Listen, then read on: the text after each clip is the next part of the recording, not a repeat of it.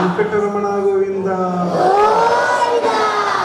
ओम नमः परमहंसाय स्वादितचरणकमलचिन्मकरन्दाय भक्तजनमानसनिवासाय श्रीरामचन्द्राय वागीशायस्य वदने लक्ष्मीर्यस्य च वक्षसि यस्यास्ते हृदये संवित्तं नृसिंहमहं भजे।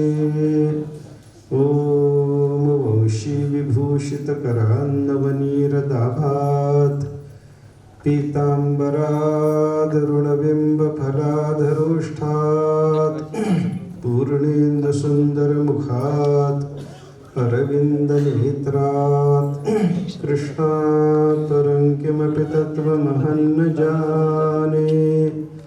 श्रीविठ्ठलं सुकरुणार्णवमाशुतोषं दीनेष्टपोषमघसंहति सिन्धुशोषं श्रीरुक्मिणीमतिमुषं पुरुषं परन्तं वन्दे दुरन्तचरितं हृदि सञ्चरन्तं। गुरुर्ब्रह्मा गुरुर्विष्णुः गुरुर्देवो महेश्वरः गुरुस्साक्षात् परं ब्रह्म तस्मै श्रीगुरवे नमः। आपादमौलिपर्यन्तं गुरूणामाकृतिं स्मरेत् तेन विघ्नाः प्रणश्यन्ति सिद्ध्यन्ति च मनोरथाः।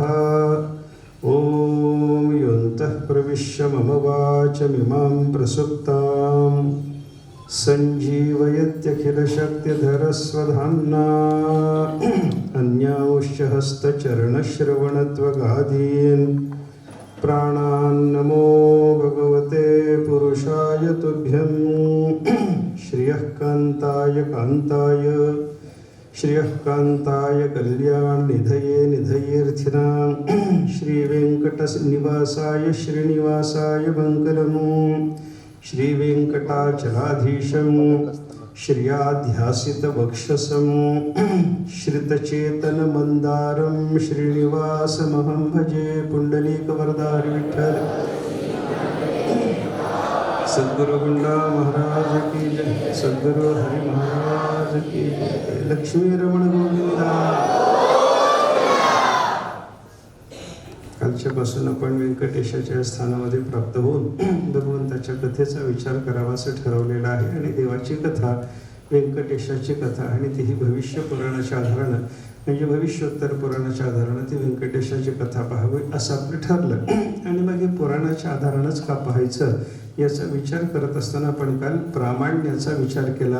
आपल्याकडं प्रमाण वाङ्मय जे मानलं जातं, ज्या वाङ्मयातल्या वचनाला हे प्रमाण म्हणून सांगितलं जातं, ह्याच्या आधारानं मी हे बोलतोय तेव्हा ते खरं आहे असं सांगण्याकरता म्हणून जे प्रमाण जर दिलं जातं, संत म्हणतात म्हणून हे खरं आहे, तुकाराम महाराजाचं हे वचन आहे याच्या आधारानं मी बोलतो ते खरं आहे असं जेव्हा आपण म्हणतो ना तेव्हा त्या वचनाला प्रमाण म्हणतात। हा प्रामाण्याचा विचार कुठून सुरू होतो याचा विचार जेव्हा आपण केला, प्रमाणम परमम श्रुती, बरं का, सगळ्यात मोठं जर प्रमाण कोणतं असेल तर वेद हे सगळ्यात मोठं प्रमाण आहे असं आपल्याकडं मानलं जातं। वेदाला सर्वात मोठं प्रमाण का मानायचं याचं कारण सांगितलं जातं। वेद अपौरुषेय आहेत। आपल्याकडे वेदाच्याबद्दलचा विचार असा आहे, कोणत्याही पुरुषानं वेद निर्माण केलेले नाहीत। सामान्य मनुष्यानं तरी वेद निर्माण केलेले नाहीतच नाहीत। बुद्धिमान माणसानं, शास्त्री पंडित असलेल्या माणसानंही वेद निर्माण केलेले नाहीत। नवे नवे प्रत्यक्ष देवानं सुद्धा वेद निर्माण केलेले नाहीत असा वेदाच्या बद्दलचा विचार आहे।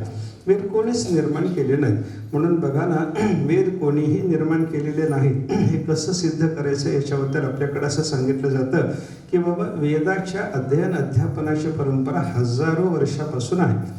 वेद शिकवले जातात, शिकले जातात, गुरु शिकवतात, शिष्य शिकतात, ते पाठ करतात। पठण झाल्याच्या नंतर पुढे ती परंपरा चालू ठेवण्याच्या दृष्टीनं शिष्य प्रशिष्य निर्माण करून ते चालत राहतं, बरं का। हे वेदाचं अध्ययन जे परंपरेनं चालू आहे ते कधी चालू झालं सांगता येत नाही। आणि कोणत्याही गुरुला विचारलं की बाबा कोणत्या शिष्याला, अध्ययन करणाऱ्या शिष्याला विचारा तुम्ही, हा वेद तो शिकतोयस बाबा, हा कोणी निर्माण केला? तो म्हणतो मला माहिती नाही, मला माझे गुरुजी शिकवतात। बरं, हे कुठपर्यंत जायचं? मागं अगदी ब्रह्मदेवापर्यंत जरी आपण गेलो नाही, भगवंतापर्यंत जरी आपण गेलो तरी ते म्हणतच राहतात की बाबा हे असंच आम्हाला कळालेलं आहे, असंच आम्ही शिकत आलेले आहोत, गुरुजी आम्हाला शिकवत आले, हे कोणी निर्माण केले हे आम्हाला माहिती नाही, असंच प्रत्येकाचं म्हणणं त्या वेदाच्या बद्दलचं आपल्याला पाहायला सापडतं बरं का.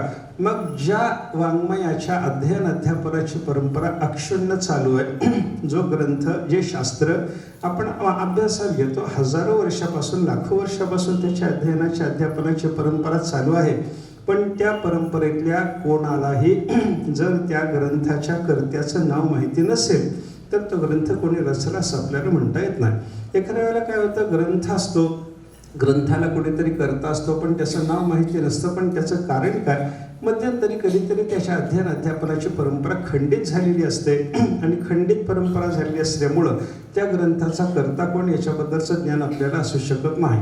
पण अक्षुण्ण परंपरा चालू आहे, हजारो वर्षापासून अभ्यास चालू आहे, हजारो वर्षापासून बड्या बड्या लोकांनी प्रमाण म्हणून वेदाचंच प्रमाण देणं आपल्याला चालू ठेवलेलं आहे. एवढं असताना सुद्धा त्या ग्रंथाच्या कर्त्याचं नाव जर माहिती नसेल तर तो ग्रंथ कोणी रचला असं आपल्याला म्हणता येत नाही. असा विचार असल्यामुळं पुरुषानं रचले नाहीत म्हणून वेदाच्या बद्दल अपौरुषेयत्वाचा विचार आपल्याकडे शास्त्र सांगतं बरं का. आणि पुरुषानं जर रचले तर मग त्याच्यामध्ये दोष येतात, जे पुरुषाने रचलेलंच नाही त्याच्यामध्ये दोषाचा संबंध नसतो बरं का. भ्रम, प्रमाद, विप्रलिप्सा, कर्णापाटव असे पुरुषाच्या बुद्धीतले काही दोष आपल्याला शास्त्रानं सांगितलेले आहेत. आपल्याला हे अनुभवाला येतात व्यवहारामध्ये बरं का. कोणताही पुरुष कितीही बुद्धिमान झाला, कितीही शास्त्रज्ञान त्याला असलं तरी त्याच्या बुद्धीमध्ये थोडा तरी भ्रम असतो, थोडा तरी प्रमाद असतो, थोडी तरी विप्रलिप्सा असते आणि थोडं तरी कर्णाचं अपाटव असतं, थोडंसं त्या चारही दोषाच्या संबंधानं स्वरूपाचा विचार सांगतो. कोणत्याही माणसाला थोडासा तरी भ्रम असतो. बुद्धी, सामान्य मनुष्याची बुद्धी असो, शास्त्रज्ञ पुरुषाची बुद्धी असो, त्या प्रत्येकाच्या बुद्धीला थोडा तरी भ्रम असतोच असतो असं आपल्याला निश्चित म्हणावं लागतं बरं का. ज्यांना आपण सर्वज्ञ समजतो अशाही माणसाच्या बुद्धीला थोडा तरी भ्रम असतो असंच म्हणावं लागतं आपल्याला बरं का. नाहीतर काय बघा, तुम्ही एक वेदाच्या संबंधानं तत्वज्ञानाचा विचार सांगत असताना कोणी द्वैत सांगतो, कोणी अद्वैत सांगतो, कोणी भेदाभेद सांगतो, कोणी अचिंत्य भेदाभेद म्हणतो. एकाच तत्वाच्या संबंधानं वेगळ्या वेगळ्या प्रकारचा बोध सांगणारी जी मंडळी आहे ना, कोणत्या तरी एका मर्यादेच्या पुढे गेल्याच्या नंतर त्यांच्या बुद्धीला सुद्धा अज्ञानम पुरतस्तेषां भाती कक्षासु कासुचित असं पंचदशीकारांनी त्यांच्याबद्दल वर्णन केलेलं आहे. कोणती तरी एक कक्षा ओलांडल्याच्या नंतर त्या कक्षेच्या पुढे जात असताना त्या लोकांच्या समोर थोडासा अंधार येतो, अज्ञान येतं, भ्रम येतो, काहीतरी वेगळं वाटायला लागतं, आहे त्याच्यापेक्षा वेगळ्या पद्धतीनं त्याचा बोध त्यांना व्हायला लागतो. असं झालं म्हणजे त्या मोठ्या माणसाच्या बुद्धीला सुद्धा भ्रम आहे असं आपल्याला म्हणावं लागतं बरं का. मनुष्याला भ्रम असला की मग त्याचं ऐकण्यामध्ये कल्याण होतं असं आपल्याला म्हणता येत नाही. भ्रमानं माणसं काहीतरी सांगत राहतात, माहिती नसतं, पण माहिती नसताना सुद्धा सांगायचे. अंदाजे पंचदाहोदर्शी आपल्याकडे म्हणे पहा बरं का, अंदाजे पंचदाहोदर्शी असं म्हणतात. म्हणजे काय, अंदाजानं काहीतरी सांगून द्यायचं. याला आमचे गुरुजी दडपून देतो आईसा जे म्हणत होते बरं का. म्हणजे दडपून द्यायचं, काहीही माहिती नसताना हे असंच आहे असं ठोकून सांगणारी जी माणसं असतात की नाही, त्यांना भ्रम असतो. आणि भ्रम असलेल्या माणसाचं ऐकून जर आपण काही तसं चिंतन करायला लागलो, ते प्रमाण मानून चालायला लागलो, आपलं कल्याण होईल असं आपल्याला म्हणता येत नाही बरं का. एक उदाहरण सांगतात जुने कीर्तनकार त्याच्याकरता. एक लहानशी शाळा होती म्हणे एका खेड्यागावातली. त्या खेड्यागावातल्या शाळेमध्ये शिकवलं जायचं आणि 4थीचा वर्ग मराठीचा तास आला. त्या मराठीच्या तासामध्ये त्या मराठीच्या पुस्तकामध्ये पंढरपूरच्या वारीचं वर्णन होतं. कोणीतरी तर लेखक असं लिहायला लागला की बाबा पंढरपूरची वारी, आषाढी वारी, मी वारीला गेलो, पायी दिंडी सोहळ्यात होतो, पंढरपूरला पोहोचलो. पंढरपूरला पोहोचल्याच्या नंतर तिथं मुख्य विधी असतो, काहीतरी हरिकथा श्रवण करावं. त्या निमित्तानं मी प्रवचन ऐकायला गेलो. प्रवचनात तिथं व्यासपीठ मांडलेलं होतं. व्यासपीठावर महाराजांनी बसले, ते बोलायला लागले. हे सगळं त्या धड्यामध्ये लिहिलेलं. आणि शिक्षक शिकवायला लागला. शिक्षकाला वारकरी संप्रदायाचा परिचय नाही, शिक्षकाला काही माहिती नाही, दिंडी माहिती नाही, त्याला भजन माहिती नाही, त्याला कीर्तन माहिती नाही. आणि असा तो मनुष्य, म्हणजे त्याला भ्रम आहे की नाही, हे काहीच माहिती नसताना हा धडा शिकवायला लागला म्हणजे त्याला त्या मर्यादेपुरता भ्रम आहे. अशा भ्रमाच्या अवस्थेमध्ये तो धडा शिकवायला लागला आणि धडा शिकवता शिकवता त्या धड्यात आलं की बाबा प्रवचनाला मी गेलो, तिथं व्यासपीठ मांडलेलं होतं. व्यासपीठावर महाराज बसले आणि व्यासपीठावर बसलेल्या महाराजांनी प्रवचनाला प्रारंभ केला. हे व्यासपीठ काय पोरांना कळेना म्हणून एका पोराने उठून विचारलं, गुरुजी हे व्यासपीठ काय असतं हो? आता गुरुजीला व्यासपीठ माहिती नव्हतं. प्रवचनाकरता जे आसन घालतात त्याला व्यासपीठ म्हणतात. प्रत्येक आसनाच्या करता आपल्याकडे वेगळा वेगळा शब्द केला. घोड्यावर जे आसन घालतात त्याला काय म्हणतात हो? घोड्यावर घालून बसायचे आसन. घोडच राहिलं नाही, आसन कुठलं आला आता त्याला खोगीर म्हणतात. बरं, हत्तीवर खोगीर घालून बसता का? हत्तीवर बसायच्या आसनाला पालाण म्हणतात. पालाण, त्याच्यावर पालाण हौदा असतो, हौद्यामध्ये पालाण घालून मग तिथं बसायचं असतं. हत्तीच्या पाठीवर बसायकरता जे आसन घातलं जातं त्याचं नाव पालाण. घोड्याच्या पाठीवर बसायकरता जे आसन घातलं जातं त्याचं नाव खोगीर.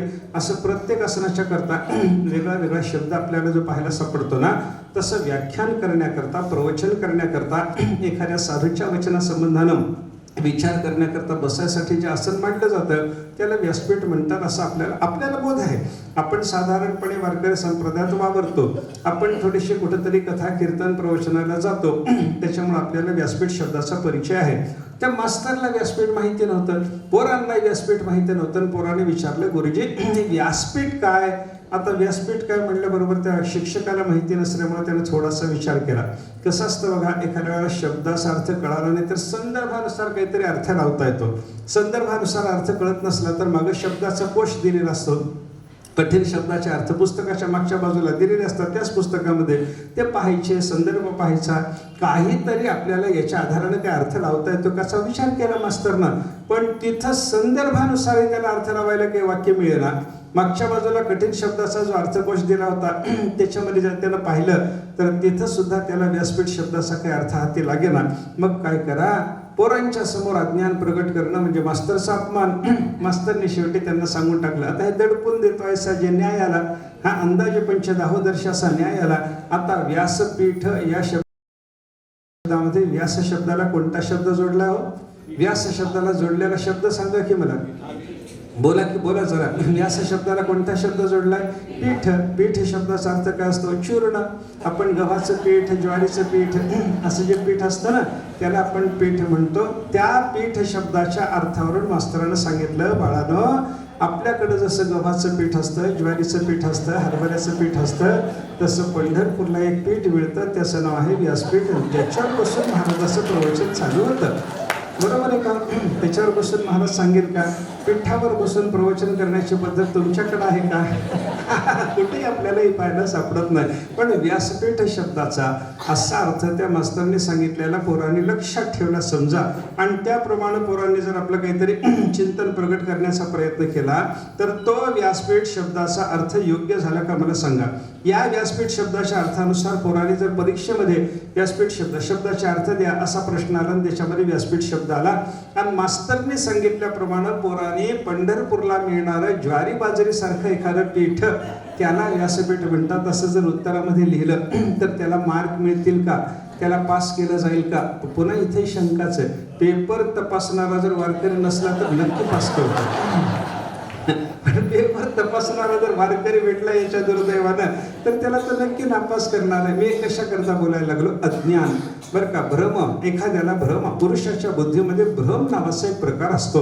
हा आपण रस्त्यानं जातो, पडलेली असते दोरी, पण मंद अंधकारानं ती दोरी दिसली नाही की मनुष्याला सर्पाचा भ्रम होतो. याला काय म्हणायचं? भ्रम. बरं का? हा भ्रम कुठं आहे? पुरुषाच्या बुद्धीमध्ये आहे. एक असतं दुसरं जाणवतं असं जेव्हा होतं तेव्हा त्याला भ्रम म्हणतात. बरं का? एक असावं दुसरं दिसावं. एक झाडाचा बुडखा असतो पण रस्त्यानं जाणाऱ्या माणसाला तो पुरुष वाटतो. एक बुजगावणं उभं केलेलं असतं पण माणसाला रस्त्यानं जाणाऱ्या पुरुष वाटायला लागतो, स्त्री वाटायला लागते. हा सगळा प्रकार कशाचा आहे सांगा? भ्रमाचा. असा भ्रम नावाचा प्रकार बुद्धीमध्ये मनुष्याच्या असण्याची शक्यता आहे. वेदामध्ये भ्रम नाही. त्याचं कारण वेद पुरुषाच्या बुद्धीतून आलेले नाही. इथं मुद्दा आहे आपला. बरं का? वेदाचं अपौरुषेयत्व कशा करता सिद्ध केलं शास्त्रकाराने? त्याचं कारण वेदामध्ये कुठल्याही प्रकारचा भ्रम नाही हे आपल्याला लक्षात घ्यायचं आहे. बरं का? वेदात भ्रम नाही. त्याच्यानंतर पुरुषाच्या बुद्धीतला दुसरा दोष असतो प्रमाद. प्रमाद म्हणजे जाणून चूक करण्याची इच्छा. आपण काल प्रमादाचं उदाहरण पाहिलं. आपल्याला माहिती आहे की बाबा जीवाची हिंसा होण्यामध्ये पाप आहे, तरी आपल्याला चिलट चावायला लागल्याबरोबर आपण हाताने त्याला मारायचा प्रयत्न केला. हे जाणून दोष करण्याची जी बुद्धी असते हिला म्हणतात प्रमाद. आपल्याला माहिती आहे हे दोषाचं आहे, हे चुकीचं आहे, असं केलं तर आपल्याला पाप लागणार आहे, आपलं अकल्याण होणार आहे, वाटोळ होणार आहे, हे माहिती असताना सुद्धा तसं करण्याची जी बुद्धी मनुष्याची असते ना, हिला म्हणतात प्रमाद. तिसरा बुद्धीमध्ये असलेला दोष मनुष्याच्या विप्रलिप्सा. बरं का, विप्रलिप्सा. विप्रलिप्सा असा शब्द करून, विप्र म्हणजे ब्राह्मण, लिप्सा म्हणजे इच्छा, असला काही अर्थ करायचा नाही बरं का.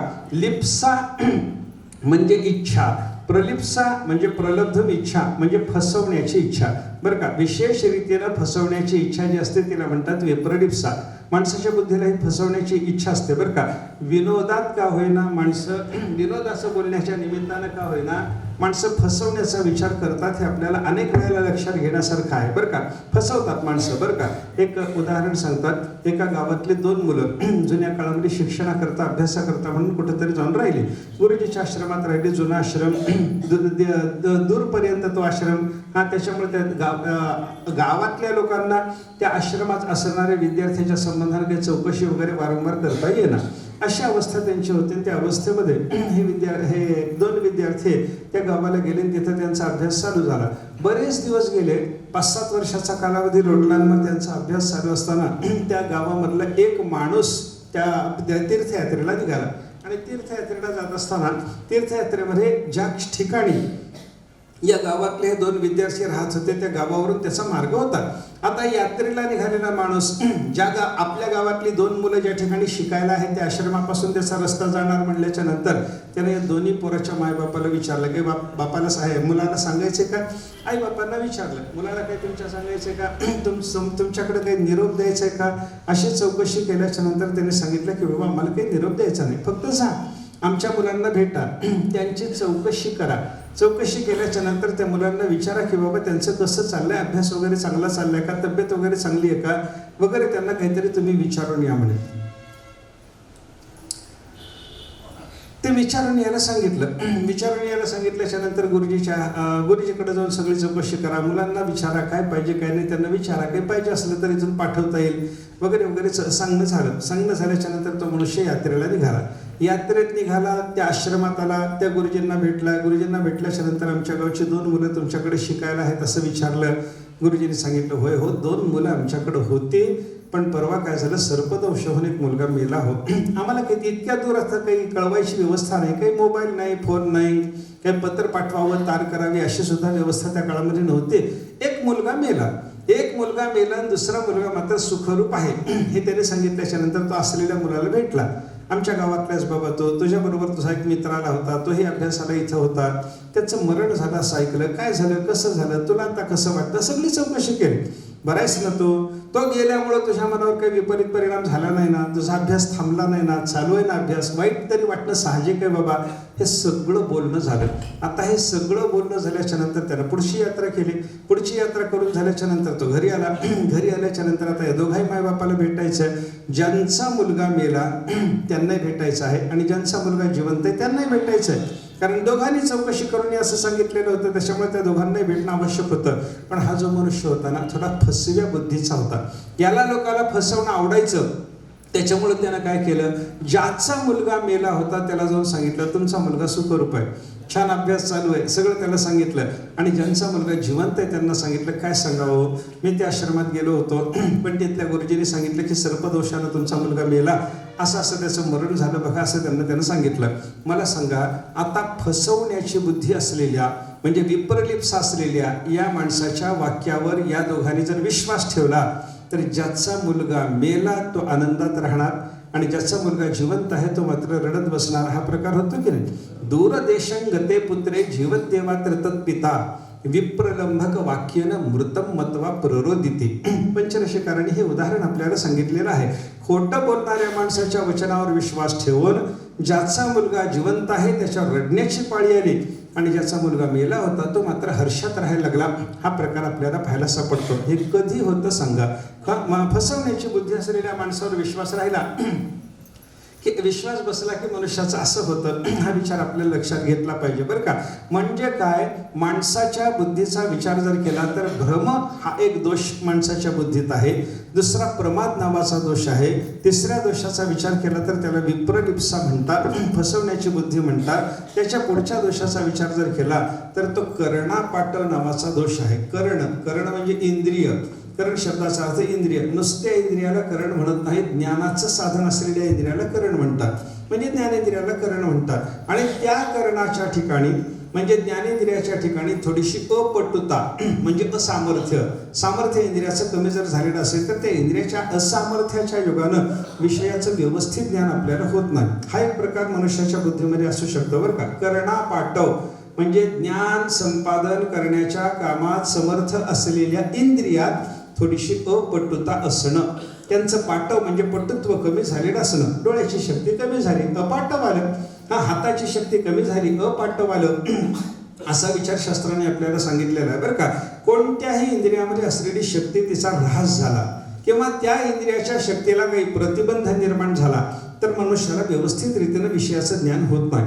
आणि इंद्रियाच्या असमर्थतेपोटी झालेलं जे अयथार्थ ज्ञान आहे मनुष्य ते जगाला खरं म्हणून सांगायला लागतं. रामायणातला एक प्रसंग सांगतो याच्याकरता. इंद्रियाच्या ठिकाणी निर्माण झालेलं अपटुत्व, त्याच्यामुळे निर्माण झालेला दोष, त्याच्याबद्दल विचार करत असताना आपल्याला रामायणातली एक कथा सांगतो. रामायणात काय संदर्भ आला, नाथ महाराज रामायण लिहित होते बरं का. हे रामायण भावार्थ रामायणाच्या संबंधाने ही कथा आहे. नाथ महाराजाचं रामायणाचं लेखन चालू होतं. नाथ महाराजाच्या रामायणाचं लेखन चालू असताना त्या लेखनामध्ये सारखं समाधान नाही, एक वेळ मला तर नाही इथे.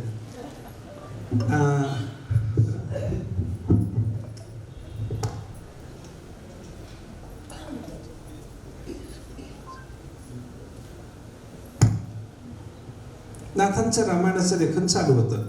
नाथ महाराज रामायण लिहिणार, रोज लिहिलेला भाग माझ्याकडे बघा, तिकडे ते चालत राहील काहीतरी. त्याच्याकडे ते काही सांगणार नाही तुम्हाला, मी सांगणार आहे. आणि त्याचं जर ऐकायचं असलं तर माझं कशाला आहे, मी कशाला बोलू, तेच सांगू द्या तुम्हाला. तुमचा प्रतिसाद मला मिळाला तर मला बरं वाटतं. हा म्हणलं की हा छान चाललंय वाटतं मला. आणि नाही तर मग इकडे तिकडे बघितलं की माझं काही महत्वाचं नाही असं मला वाटतं, काही उपयोग होत नाही बघा. तरी अजून तिकडंच आहे.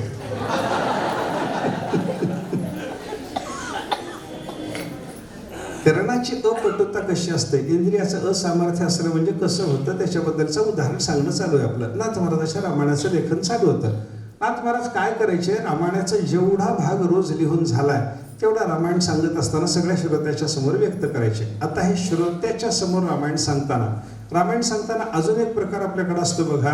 रामायण सांगायला बसलेला तो वक्ता आपल्या बाजूला एक पाठ घेऊन बसतो. एक आसन मांडलेलं असतं, रिकाम आसन असतं, ते मारुतीराय करत असतं बरं का. खेड्यामध्ये कुठे रामायण जर तुम्ही पाहायला जाल, ऐकायला जाल तर हा प्रकार अजूनही पाहायला सापडतो. रामायण सांगायला एक वक्ता, ते वाचक सूचक म्हणतात त्याप्रमाणे एक वाचायला कोणीतरी असतो, एक जण सांगायला असतो, आणि एक रिकामा पाठ मांडलेला असतो. तो पाठ मात्र मारुतीरायाच्या करता आहे असं म्हणणं आहे. कारण जिथं जिथं रामाची कथा चालू असेल त्या ठिकाणी रामचंद्र प्रभूची कथा ऐकण्याकरता मारुतीराय येऊन बसतात. त्यांनी स्वतः सांगितलेलं आहे, यत्र यत्र रघुनाथ कीर्तनम तत्र तत्र कृत मस्तकांजली. बरं का, मारुतीरायाने स्वतः सांगितलेलं आहे, ज्या ज्या ठिकाणी रामचंद्र प्रभूची कथा चालत असेल त्या त्या ठिकाणी ते रामाची कथा ऐकण्याकरता म्हणून मी जाऊन बसतो आणि हात जोडलेले असतात, खाली मान घातलेली असते, डोळ्यातून अश्रू आनंदाश्रू गळत असतात आणि मी रामाची कथा ऐकत असतो असं स्वतः मारुतीरायाने सांगितलेलं असल्यामुळं मारुतीराय कथा ऐकायला जातात. ती कथा ऐकण्याकरता त्यांच्याकरता आसन मांडलेलं असतं, त्या आसनावर ते बसतात. नाथांच्या समोर आता नाथ महाराज रामायण सांगणार आहेत म्हणल्याच्या नंतर तो पाठ असा रिकामा दिसेल का? ऐका, आपल्याकडे सुद्धा मारुतीराय, मी जरी रामायण सांगायला लागलो, तुम्ही जरी सांगायला लागला तरी मारुतीराय येतात. पण आलेले मारुतीराय तुम्हाला आम्हाला कधी दिसलेत का? हा, हो नाही म्हणा की जरा काय दिसत आपली ती ताकदच नाहीये ना. मारुतीरायाने आपल्याला दर्शन द्यावं हे आपलं सामर्थ्य नसेल तर ते दिसायचे नाहीत. पण नाथ महाराजांचं रामायण म्हणजे मारुतीराय प्रत्यक्ष तिथं दिसायचे, नाथांना ते दिसायचे. नाथांनी रामायणामध्ये एका दिवशी असा प्रसंग सांगितला की म्हणे सीता माता अशोकवनात होते. तो प्रसंग लिहिला नाथ महाराजांनी, तो सगळं वाचून दाखवणं चालू होतं. आता ती अशोक वाटिका कशी आहे, अशोक वन कसं आहे, अशोक वनातली झाडं कशी आहेत, त्या अशोक वनातल्या झाडांना लागलेली फुलं कशी आहेत, याचं सगळं जे वर्णन नाथ महाराजांनी केलं होतं. त्याच्यात नाथ महाराज म्हणत होते शुभ्र फुलाची अशी ती झाडं होती. पांढरी शुभ्र फुलं अशोक वनातल्या त्या झाडांना लागलेली होती. आणि अशी सगळ्या पांढऱ्या शुभ्र फुलाच्या दाटीमध्ये सीतामाता बसलेली होती. काय लिहिलं होतं? फुलाचा रंग कसा लिहिला नाथ महाराजांनी? पांढरा शुभ्र लिहिला होता. नाथ महाराजांनी तो पांढरा शुभ्र वर्ण फुलांचा सांगितला आणि सांगितल्या मारुतीरायाच्या कपाळावर थोड्याशा आठ्या आल्या. मारुतीरायाच्या कपाळावरच्या आठ्या पाहिल्याबरोबर नाथ महाराजांनी विचारलं, काय मारुतीराय काय झालं? मारुतीराय म्हणाले, थोडंसं चुकलं वाटतं. असं काय चुकायचं? नाथ महाराज म्हणले, माझं चुकत नाही, माझ्यावर रामरायाची कृपा आहे, तुमची कृपा आहे, त्याच्यामुळं माझं चुक. अरे नाथ महाराजांना मारुतीराय म्हणायला लागले, अहो मी स्वतः पाहून आलो, मी स्वतः पाहून. अशोकवनात कोण गेलं होतं, तुम्ही का मी? नाथ महाराज गेले का मारुतीराय? मारुतीरायाने सांगितलं, मी स्वतः जाऊन आलेलो आहे, त्याच्यामुळं अशोकवनातल्या फुलाचा साक्षात्कार मला आहे. मी प्रत्यक्ष पाहिलेली आहेत ती फुलं, तुम्ही प्रत्यक्ष पाहिलेली. नाथ महाराज म्हणले, प्रत्यक्ष पहा की अप्रत्यक्ष, माझ्यासमोर वाल्मिकी ऋषीने लिहिलेलं रामायण आणि रामायणाच्या आधाराने मी सांगू शकतो. ऋषीचं ज्ञान खोटं नसतं, त्याच्या आधाराने मी सांगतो की बाबा अशोकवनातल्या फुलाचा रंग पांढराच होता. मारुतीरायाने सांगितलं, अजिबात खोटं म्हणलं, मी स्वतः पाहून आलो, त्या फुलाचा रंग वेगळा होता. काय रंग होता? मारुतीरायाने सांगितलं, ती फुलं तांबडी होती. तांबडी होती. आता एक जण म्हणतो फुलं तांबडी आणि एक जण त्याच फुलाचा रंग सांगतो पांढरे. आता त्यांच्यामध्ये थोडासा वाद लागला. नाथ महाराज म्हणायला लागले, माझं खरं. मारुतीराय म्हणायला लागले, माझं खरं. आता दोघांचा वाद सुरू झाल्याच्या नंतर दोघे जण माझंच खरं म्हणायला लागल्यावर मिटवणारा कोणीतरी तिसरा पाहिजे की नाही. मग आता यांचं भांडण लागलं. भांडण लागल्याच्या नंतर शेवटी नाथ महाराजांनी सांगितलं, आपल्यात भांडण लागलंय, तुम्ही म्हणता फुलं तांबडी, मी म्हणतो फुलं पांढरी. आता याचा निर्णय करायचा. निर्णय करायला कोणाकडे जायचं सांगा? शेवटी निर्णय करायला सीतेकडे जावं असं ठरलं. साकेत धामामध्ये रामचंद्र प्रभूचं नित्य वास्तव्य असतं, तिथं आपण जाऊ, सीता मातेला भेटू आणि आईसाहेबाला विचारू की आईसाहेब ते फुलाचा रंग. कारण काय, मारुतीरायाच्या पेक्षा अशोकवनाचा परिचय सीतेला जास्त आहे. कोणाला जास्त आहे? मारुतीला जास्त आहे का सीतेला जास्त आहे? नाथ महाराजापेक्षा मारुतीला जास्त आहे, कारण नाथ महाराज अशोकवनात गेले नव्हते. आणि हे मात्र मारुतीराय मात्र अशोकवनामध्ये जाऊन आलेले होते. पण जाऊनच आलेले होते, तिथं मुक्काम केला होता का? मुक्काम नाही, 6 महिने मुक्काम कोणाचा होता? सीतेचा. मग एक दिवस थोडेसे फिरून आलेले मारुतीराय आणि 6 महिने त्या अशोकवनामध्ये राहिलेली सीता, कोणाला जास्त परिचय? सीतेला जास्त परिचय. मग सीतेला जास्त परिचय असल्यामुळे आईसाहेबाला विचारावं असं ठरलं. मग नाथ महाराज मारुतीराय दोघे जण गेले, भेटायला गेले सीता मातेला. साकेत धामामध्ये गेले, रामाचं दर्शन घेतलं, आईसाहेबाचं दर्शन घेतलं आणि देवाने विचारलं मारुतीरायाला, नाथ महाराजाला, कुठं आलात? कुठं आलात म्हटल्यानंतर आम्ही तुमच्याकडे आलो. तुमच्याकडे म्हणजे माझ्याकडे काही काम आहे का? जेव्हा तुमच्याकडं काम नाही म्हण, मग कोणाकडे काम आहे? आमचं आईसाहेबाकडे काम आहे. काय काम आहे? सीता मातेला त्याने सांगितलं, आई आम्हाला थोडंसं विचारायचं म्हणे. हो विचारा म्हणे. तुम्ही अशोकवनामध्ये होतात साहेब? होते ना. किती दिवस होतात सांगा? 6 महिने होते. बरं अशोकवनात काही झाडं वगैरे तुम्ही पाहिलीत की नाही साहेब? पाहिलीत म्हणे. त्या झाडाला काही फुलं होती का? होती म्हणे. सीतेला सांगितलं फुलं होते. मग आम्हाला सांगा त्या फुलांचा रंग कसा होता? त्याच्याबद्दलचा थोडासा आमच्यात वाद लागलेला आहे. त्या फुलांचा रंग सांगा. आईसाहेबांनी सांगितलं ती फुलं निळी होती म्हणे. कशी होती? पांढरी का तांबडी का निळी? आता तिसराच रंग आला की नाही? तिसरा रंग आला. एक म्हणतो पांढरी, एक म्हणतो तांबडी, एक म्हणतो निळी. असं म्हटल्याच्या नंतर नाथ महाराजांना मारुतीरायाने विचारलं.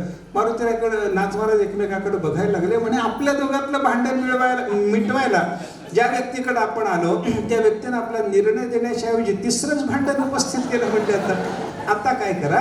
आता काही करता येत नाही. म्हणजे फक्त रामराय सर्वज्ञ असल्यामुळं त्यांना आपण विचारू. रामाने अशोकवनातली झाडं पाहिली की नाही हा भाग स्वतंत्र आहे. रामरायाला अशोकवनातल्या झाडाच्या फुलाचा रंग कसा आहे हे नक्की माहिती असणार, कारण काय ते सर्वज्ञ आहे. यस् सर्वज्ञः सर्ववित् यस्य ज्ञानमयं तपः. त्या परमात्म्याचं वर्णन करत असताना शास्त्राने असं सांगितलं की तो सर्वज्ञ आहे, तो सर्ववेत्ता आहे, त्याला सगळं कळतं आणि सगळं कळणार असल्यामुळे त्या परमात्म्याला विचारावं असं ठरलं. आणि रामरायाला मारुतीरायाने सांगितलं, देवा आता काम तुमच्याकडंच आहे म्हणे. ते म्हणले आला होतात की आईसाहेबाकडे, आमचं काम तुमच्याकडं नाही म्हणत होतात की. ते म्हणले हो देवा, म्हणताना म्हणलो खरं, पण तिसरंच भांडण निर्माण झालं म्हणून आता मिटवायला तुमच्याशिवाय दुसरा आले नाही. आईसाहेबांनी सांगितले असं असं सांगितलं आणि आमचं भांडण हे आहे, अशोक वनातल्या फुलाच्या रंगासंबंधानं आमच्यात भांडण निर्माण झालंय.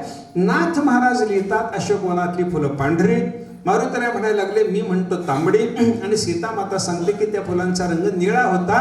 तेव्हा खरं सांगा बरं, अशोक वनातल्या फुलाचा रंग कोणता? या तिघाच्याही चेहऱ्यावर असे भाव होते, देव अजून चौथाच रंग सांगतात की का? यांच्या तोंडावरचा रंग उडत चालला. पण देवाने सांगितलं असं करू नका, तुम्हाला मी सांगतो म्हणे, यथार्थ ज्ञान तुम्हाला देतो. नाथ महाराज जे लिहितात ते बरोबर आहे, नाथांचं म्हणणं बरोबर आहे. फुलाचा रंग कसा होता? पांढरा, पांढराच होता. मारुतीराय म्हणायला लागले, देवा मी पाहून आलो.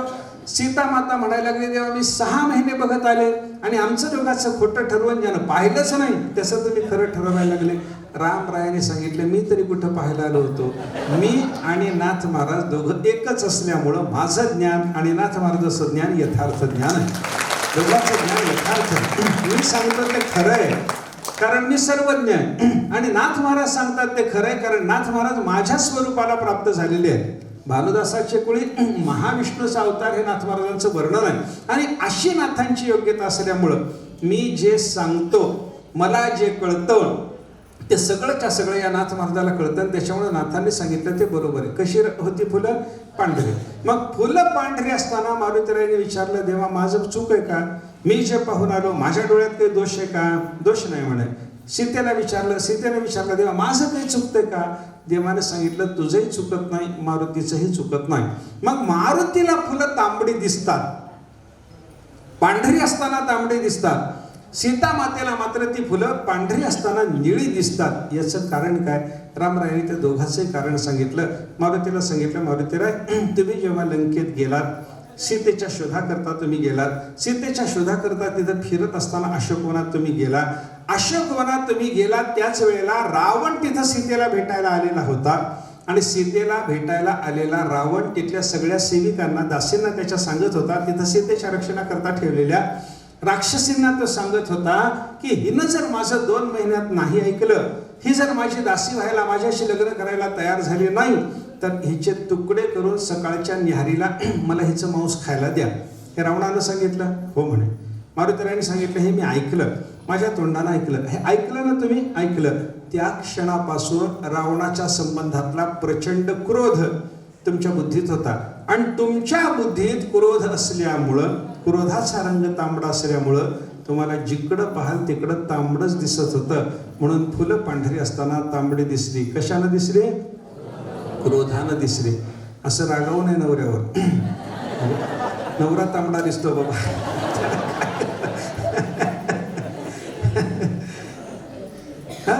असं होतं. मला सांगायचं काय, मारुती राय ना, म्हणजे हे असं बायकोवरही रागावू नये बरं का, नाही तर उगीच एकीकडून भांडण घेतल्यासारखं होईल मला. तसं नाही. कोणी तांबडं दिसू नये, सगळ्यांनी शुभ्र दिसावं हेच माझं म्हणणं आहे. शुद्धच दिसा सगळे एकमेकाला. तर ते मारुतीरायाला तांबडी फुलं पांढरी असताना तांबडी दिसण्याचं कारण काय? यांच्या बुद्धीत असलेला क्रोध, हे त्याचं कारण आहे. कर्णाची अपटुता, निर्माण झालेल्या क्रोधाच्या योगानं पांढरी असलेली फुलं पांढरी दाखवण्याच्या बाबतीमध्ये डोळा असमर्थ ठरला ना. सीतेने विचारलं, माझं काय झालं होतं? पांढरी होती ना फुलं? हो. मला तर निळी दिसली. का दिसली? कारण काय? रामरायाने सांगितलं, बोलू नका. रामरायाने सांगितलं, सीते तू अशोकवनात होतीस? हो. अशोकवनात तू रिकामी बसत होतीस का माझं ध्यान करत होतीस? सीता काय करीत असेल तिथं? अशोकवनात रिकामी आहे का रामाचं ध्यान करते?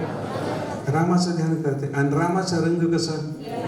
निळा आहे की नाही? रामचंद्र प्रभू निळे, घनश्याम सुंदर कांतीचे रामचंद्र प्रभू. घनश्याम हा राम लावण्य रूपे, महाधीर गंभीर पूर्ण प्रतापे, हरिसंकटी सेवकाचा कुढावा, प्रभाते मनी राम चिंतित जावा, घनश्याम हा राम. त्यांचं वर्ण कसं सांगितलं? घनश्याम वर्ण म्हणजे घन म्हणजे मेघ, आकाशात दाटून आलेला सजल मेघ, पाण्याने भरलेला मेघ जसा दिसतो तसे रामचंद्र प्रभू कांतीनं आहे. मग रामाची कांती निळी आहे आणि रामचंद्र प्रभूच्या अखंड ध्यानामध्ये सीतामाता जर बसलेली असेल तर तिच्या बुद्धीत निळा रंग आहे आणि डोळ्यांनी पाहिलं की तिला सगळं निळच दिसतं. म्हणून तिला रामरायांनी सांगितलं, तुझ्या बुद्धीत निळा रंग बसलेला असल्यामुळं पंढरपूरचा निळा लावण्याचा पुतळा ज्ञानोबा बोलतात. हे निळे पण आहे देवाचं. आणि असा निळा रंग तुझ्या बुद्धीत बसलेला असल्यामुळं पांढरी असलेली फुलं तुला निळी दिसली म्हणलं. सीतेनं सांगितलं, देवा ते शक्य आहे, सिद्ध शक्य आहे. मला सांगायचं काय? उदाहरण संपलं. फुलं कशी आहेत? पांढरीच आहेत. तांबडी आणि निळी दिसू शकतात की नाही? दिसू शकतात. असते दोरी पण सर्प दिसू शकतो की नाही? दिसू शकतो. असतो झाडाचा बुडखा पण पुरुष म्हणून आपल्याला जाणवू शकतो की नाही? जाणवू शकतो. हे सगळं काय आहे? करणा पाठव. करण म्हणजे इंद्रिय, त्या इंद्रियात असलेली अपटुता, अक्षमता आणि करणा पाठव नावाच्या दोषांनी आपली बुद्धी ग्रस्त असल्यामुळं, पुरुषाची बुद्धी ग्रस्त असल्यामुळं, पुरुष जर काही लेखन करेल, एखादा ग्रंथ वगैरे निर्माण करेल तर त्याच्या इंद्रियाला जसं ग्रहण झालं तसंच तो मांडत नसतो. म्हणून आपल्या बुद्धीनं आलेला पुरुषाचा जो ग्रंथ आहे त्याच्यात दोष येण्याची सगळी कारणं आहे. एक भ्रम त्याच्यात येतो, दुसरा प्रमाद येतो, करणा पाठव येतं, विप्रलिप्सा म्हणजे फसवण्याची इच्छा येते. अशा अनेक दोष पुरुषाच्या बुद्धीमध्ये असतात. ते आपल्या वाङ्मयात येण्याची शक्यता आहे. वेद वाङ्मयात हे दोष असत नाहीत. हे लक्षात घ्या. वेदाचं वाङ्मय निर्दोष का मानायचं त्याचं हे कारण आहे. एवढा सगळा विचार करावा लागतो तेव्हा वेद निर्दोष आहे हे आपल्याला लक्षात घेता येतं बरं का. आपल्याला विचार काय करायचा आहे? वेद वाङ्मय हे आपल्याकडचं सगळ्यात मोठं प्रमाण वाङ्मय. कशामुळं? पुरुषानं निर्माण केलं नाही म्हणून बुद्धीतले दोष त्याच्यात येत नाहीत म्हणून ते प्रमाण वाङ्मय. आणि त्या प्रमाण वाङ्मयाने जो आशय आपल्याला सांगितलेला आहे तो आपल्या बुद्धीला ग्रहण होत नसेल तर तो व्यक्त करून देण्याकरता स्मृती वाङ्मय येतं. काल विचार केला आपण त्याचा थोडासा. त्याच्यानंतर मग वेदानं सांगितलेले सिद्धांत खुलासेवार सांगण्याचं काम करणारे स्मृती ग्रंथ, पण त्या स्मृती ग्रंथाने सांगितलेले सिद्धांत सुद्धा आपल्याला एकदम ग्रहण होत नसते. म्हणजे सूत्र रूपानं सिद्धांत सांगायचं काम वेदाचं, खुलाशानं तो सिद्धांत सांगायचं काम स्मृतीचं. पण खुलासा जरी केला तरी तो शास्त्रीय भाषेत केलेला असल्यामुळं त्याला एखाद्या उदाहरणाचा विचार सांगावा लागतो ना. ही उदाहरणं देऊन आपल्याशी बोलणारे दोन ग्रंथ आहेत. एकाचं नाव पुराण, एकाचं नाव इतिहास बरं का. असं पुराण आणि इतिहास आणि उदाहरणानिशी आपल्याला सांगितलेलं असल्यामुळं ते वेदाचंच तत्वज्ञान सांगितलेलं असल्यामुळं हेही प्रमाण आहेत. वेदही प्रमाण, स्मृतीही प्रमाण, पुराणही प्रमाण, इतिहासही प्रमाण. आणि त्या इतिहासाच्या नंतरचं प्रामाण्य जर आपण पाहायला लागलो, इतिहास सांगतो, पुराणही सांगतात, उदाहरणानिशी आपल्याला सगळा विचार समजावून देतात. पण त्यांनी उदाहरणाने जे सांगितलेलं ते सगळं संस्कृतात असल्यामुळं मग ते पुन्हा प्राकृतात येण्याकरता संतांचं वाङ्मय पाहावं लागतं. तीरे संस्कृताची गहने, तोडोनी मराठी शब्द सोपाने, रचली आथी निधाने श्री निवृत्ती देवे. ज्ञानोबांनी वर्णन केलं ना.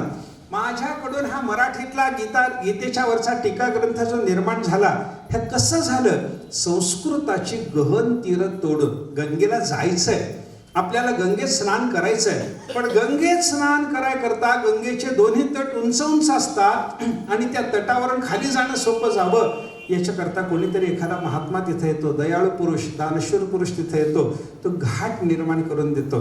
निर्माण करून दिलेल्या घाटाने गंगेपर्यंत जाणं सोपं जावं की नाही, तसा प्रकार होतो म्हणे. संस्कृताची गहन तीर, या अध्यात्मज्ञानाच्या गंगा प्रवाहाला संस्कृताची गहन तीर होते. मग ज्ञानोबाऱ्यांनी काय केलं? ज्ञानोबाऱ्या म्हणतात, माझ्या गुरु महाराजांनी निवृत्तीनाथाने मला मराठीत ग्रंथ लिहायची आज्ञा केली. त्याच्यानं काय झालं? संस्कृताची गहन तीर जी होती ती तोडोनी. त्याच्यानं पुढं काय केलं? मराठी शब्द सोपाने, मराठीतल्या शब्दाच्या रूपाची सोपान म्हणजे पायऱ्या माझ्याकडून करून घेतल्या. कोणी करून घेतल्या? रचिली आथी निधाने श्री निवृत्ती देवे. निवृत्तीनाथ महाराजांनी माझ्या सद्गुरुदेवाने माझ्याकडून हे काम करून घेतलेलं आहे. मराठी शब्दरूपी पायऱ्या निर्माण करून संस्कृताच्या गहन तीराचं खंडन म्हणजे तोडून या पायऱ्या निर्माण करून अध्यात्मज्ञान, गीतेचं ज्ञान त्या गंगा प्रवाहापर्यंत नेऊन पोहोचवण्याचा माझ्याकडून जो उद्योग घडला, याला कारण निवृत्तीनाथ महाराजांची कृपा हे ज्ञानेश्वर महाराज बोलले. पण मला सांगायचं काय, संस्कृतात असलेलं ते ज्ञान प्राकृतात आल्याशिवाय आपल्याला ग्रहण होत नाही. याच्याकरता संताला शरण जावं लागतं. वाल्मिकींचं रामायण आहेच आहे की, पण वाल्मिकीचं रामायण असताना सुद्धा आपल्याला व्यासाने रचलेला अध्यात्म रामायण आहे, वाल्मिकीने रचलेलं वाल्मिकी रामायण आहे. पण ही रामायणं असताना सुद्धा आपल्याला नाथ महाराजाला शरण जावं लागतं, आपल्याला तुलसीदासजींना शरण जावं लागतं. कारण प्राकृतात त्यांनी सांगितलंय. प्राकृतात ग्रहण करण्याची आपली बुद्धी असल्यामुळं आपल्याला त्यांना शरण गेल्याशिवाय मार्ग नाही. म्हणून हे संत महात्मे सुद्धा प्रमाण आहे बरं का. वेद ही प्रमाण, स्मृती ऋषींनी रचलेली असल्यामुळं प्रमाण, व्यासासारख्या ऋषींनी पुराणाची आणि इतिहासाची रचना केलेली असल्यामुळं तेही प्रमाण, आणि परमात्मा स्वरूपाला प्राप्त झालेले आपले ज्ञानेश्वर महाराज तुकाराम महाराजांसारखे संत महात्मे असल्यामुळं त्यांची बुद्धी ही वेदासारखीच निर्दुष्ट असल्यामुळं त्यांच्या वाक्याला हे प्रामाण्य. उलट ज्ञानेश्वर महाराज तुकाराम महाराजांच्या मुखातून येणाऱ्या सहज शब्दाबद्दल सुद्धा ज्ञानोबांनी सांगितलं की त्यांचे शब्द म्हणजे वेद आहेत म्हणे. तयाचे बिसाट शब्द सुखे म्हणो येती वेद, सदेह सच्चिदानंद कान होती ते. ज्ञानेश्वर महाराज संतांचं वर्णन करतात. तयाचे बिसाट शब्द काय, संतांच्या बिसाट शब्दाला वेदरूपता सांगितली ज्ञानेश्वर महाराज. बिसाट म्हणजे भन्नाट शब्द. भन्नाट शब्द म्हणजे ज्या शब्दाला काही धरबंध नाही, असा एखादा शिवीगाळीचा शब्द सुद्धा संतांच्या मुखातून आला तरी तो वेदरूप आहे बरं का. यास्तेषां स्वैरकथाः ता एव भवन्ति शास्त्राणी. योग वासिष्ठामध्ये वसिष्ठाने सांगितलं त्या महात्म्याच्या मुखातून येणारी स्वैर कथा, वेडवाकडं बोलणं सुद्धा ता एव भवन्ति शास्त्राणी. ते महापुरुषाचं बोलणं म्हणजे आपल्याकरता वेद आहे. महापुरुषाचं ज्ञानेश्वर महाराज तुकाराम महाराजांनी जरी शिवी घातली तरी त्यांची शिवी सुद्धा वेद मंत्रासारखी आहे. हा विचार ज्ञानोबांनी आपल्याला बोलून दाखवलेला आहे. म्हणून त्यांच्या वाङ्मयाचं प्रामाण्य आणि प्रमाण वाङ्मयाच्या आधारानं विचार करावा, प्रमाण वाङ्मयाच्या आधारानं अभ्यास करावा. या निमित्तानं आपण जे काही चिंतन करतो ते याच्यापैकी कुठलं तरी एक संदर्भ धरून चिंतन करतो बरं का. हे सगळं मला कशाकरता बोलावं लागलं, आपल्याला कथा पाहायची आहे. कोणाची कथा पाहायची आहे? व्यंकटेश भगवंताची कथा पाहायची आहे. मग व्यंकटेश भगवंताची कथा पाहत असताना आपल्याला ती कशी पाहायची आहे, कशा तरी कोणत्या तरी एका आधारानं ती पाहायची आहे. वेदाचा आधार आपल्याला घेता येत नाही, स्मृतीचा आधार आपल्या वेदात स्मृतीत व्यंकटेश नाही असं म्हणू नका, तिथे व्यंकटेश आहे. पण तो असलेला व्यंकटेश आपल्याला कळायची व्यवस्था नाही. वेदातून कळत नाही तर मग काय करा, स्मृती पहा. स्मृतीतून कळत नाही तर मग काय करा, पुराण पहा. पुराण पाहत असताना 7-8 पुराणामध्ये व्यंकटेशाच्या संदर्भात आपल्याला काहीतरी कथेचं चिंतन ऐकायला मिळतं. असा जरी प्रकार असला तरी मी काल जाता जाता बोललो होतो, आपल्याला जी व्यंकटेशाची कथा पाहायची आहे ती कोणत्या पुराणाच्या आधारानं? भविष्योत्तर पुराणाच्या आधारानं पाहायची आहे बरं का. भविष्योत्तर पुराण हे व्यासांनी रचलेलं असं अद्भुत प्रमाण आहे की या पुराणामध्ये, भविष्योत्तर पुराणामध्ये भविष्य काळात झालेल्या होणाऱ्या सगळ्या साधू पुरुषांच्या संबंधानं, देवाच्या अवताराच्या संबंधानं कथाचं चिंतन आपल्याला ऐकायला मिळतं बरं का. भविष्योत्तर पुराण जर आपण पाहिलं ना त्याच्यात ज्ञानोबा येतात.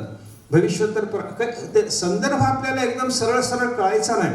मी काल सांगितलं होतं ना, एक शेळी आहे, ती 3 रंगाची आहे, तिच्याकडे 2 बोकड. अरे हे सगळंच्या सगळं गुप्त रूपानं जसं वेद बोलला ना तसं गुप्त रूपानं व्यासमहर्षी बोलत असताना भविष्योत्तर पुराणामध्ये या बड्या लोकांच्या महात्म्यांच्या संबंध, ज्ञानेश्वर महाराजांचं चरित्र भविष्योत्तर पुराणामध्ये येतं ना बरं का. अशा अनेक गोष्टी, अशा अनेक कथा, भविष्यकालीन महापुरुषाच्या संबंधाने येणाऱ्या कथा आपल्याला भविष्योत्तर पुराणामध्ये पाहायला सापडतात. त्याच्यातच व्यंकटेशाच्या संबंधाने आलेली ही कथा आपल्याला पाहायला सापडते. त्याच्या आधारानं 12-14 अध्यायात आलेली ही कथा आहे, त्याच्या आधारानं थोडंसं चिंतन करायचं आहे. व्यंकटेशाची कथा करायची, ती व्यंकटेशाच्या स्थानात बसून आपल्याला करायची आहे. या स्थानाचे महात्म्य, स्थानाचे विशेष महत्त्व असतं. व्यंकट असा हा अचल आहे. अचल शब्दाचा अर्थ पर्वत. हा पर्वत कसा आहे? व्यंकट आहे. अचल म्हणजे पर्वत. व्यंकटाचल, व्यंकटाद्री, अद्री म्हणजे पर्वतच बरं का. अद्री अचल हा शब्द पर्वत या अर्थाचा आहे. पण हा पर्वताचं नाव काय? जसं हिमाचल, हिमालयाला काय म्हणतात? तिथं बर्फ असल्यामुळे तो हिमालय आहे. अशा पद्धतीचं वर्णन त्याचं जसं पाहायला सापडतं ना, तसं या अचलाचं, या पर्वताचं नाव काय? व्यंकटाचल बरं का.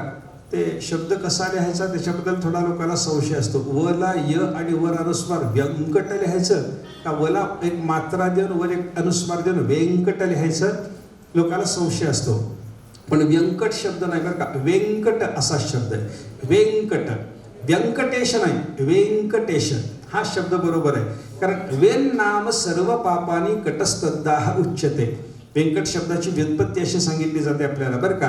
वेम हा जो शब्द आहे ना, हे एक अव्यय आहे बरं का. संस्कृतामध्ये जे अनेक अव्यय येतात त्याच्यामध्ये वर आहे, वरला एक मात्रा द्यायची वर एक अनुस्वार द्यायचा, असा जो वेम शब्द तयार होतो हे एक अव्यय आहे. आणि या अव्ययाला काहीतरी अर्थ असतो ना. च, वै, तू, ही असे अव्यय असतात. च हे अव्यय आहे संस्कृतातलं, आणि या अर्थाचं आहे बरं का. च म्हणजे आणि.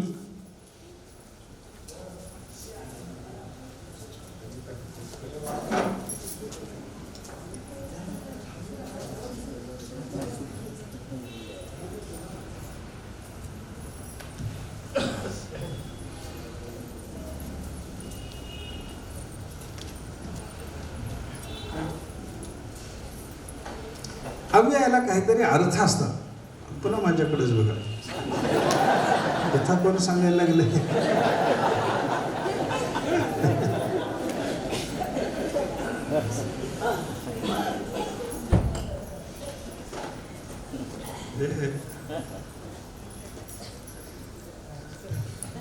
च वगैरे अव्यय असतात ना, ही निश्चय या अर्थाने ही अव्यय, हल पहिली वेलांटी देऊन ही अव्यय होतं, त्याचा अर्थ निश्चय असा होतो. च आणि या अर्थानं वै, पादपुरण म्हणजे काही एखादं काहीतरी अक्षर कमी पडत असलं काव्य वगैरे करताना तर तिथं वै लिहून टाकतात, पादपुरण होतं. हा असे अव्यय असतात संस्कृतामध्ये. मराठीतही आहेत आपल्याकडे, तसे संस्कृतातही अव्यय असतात.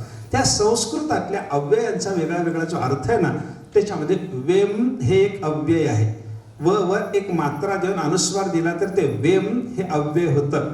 आणि वेम शब्दाचा अर्थ जगातली सगळी पाप, सर्व पापानी. वेन नाम सर्व पापानी. वेम हा शब्द जो येतो तो सर्व पाप या अर्थाने येतो. आणि कट हा कट शब्दाचा अर्थ काय, ती सगळी पाप जाळून टाकणारा, त्याला म्हणायचं व्यंकट. वेन नाम सर्व पापानी कटहा तद्दाह उच्यते. कट म्हणजे त्या सगळ्या पापाचं दहन करून टाकणारा. सगळ्या पापाचं दहन करण्याच्या कामात समर्थ असलेला हा अचल म्हणजे पर्वत असल्यामुळं याचं नाव आहे व्यंकटाचल. व्यंकटाचल हा व्यंकटाचल, याला व्यंकट अचल असं का म्हणायचं, त्याचं हे कारण, सगळ्या पापाचा नाश करण्याच्या कामात, सगळ्या पापाला जाळून टाकण्याच्या कामामध्ये समर्थ असलेला. पुढे कथा त्या संदर्भात येणारच आहे बरं का, ते मी सांगणारच आहे परत आता लगेच बरं का. पण पापाचा सगळ्या नाश करण्याच्या, दाह करण्याच्या कामात समर्थ असलेलं हे स्थानच आहे.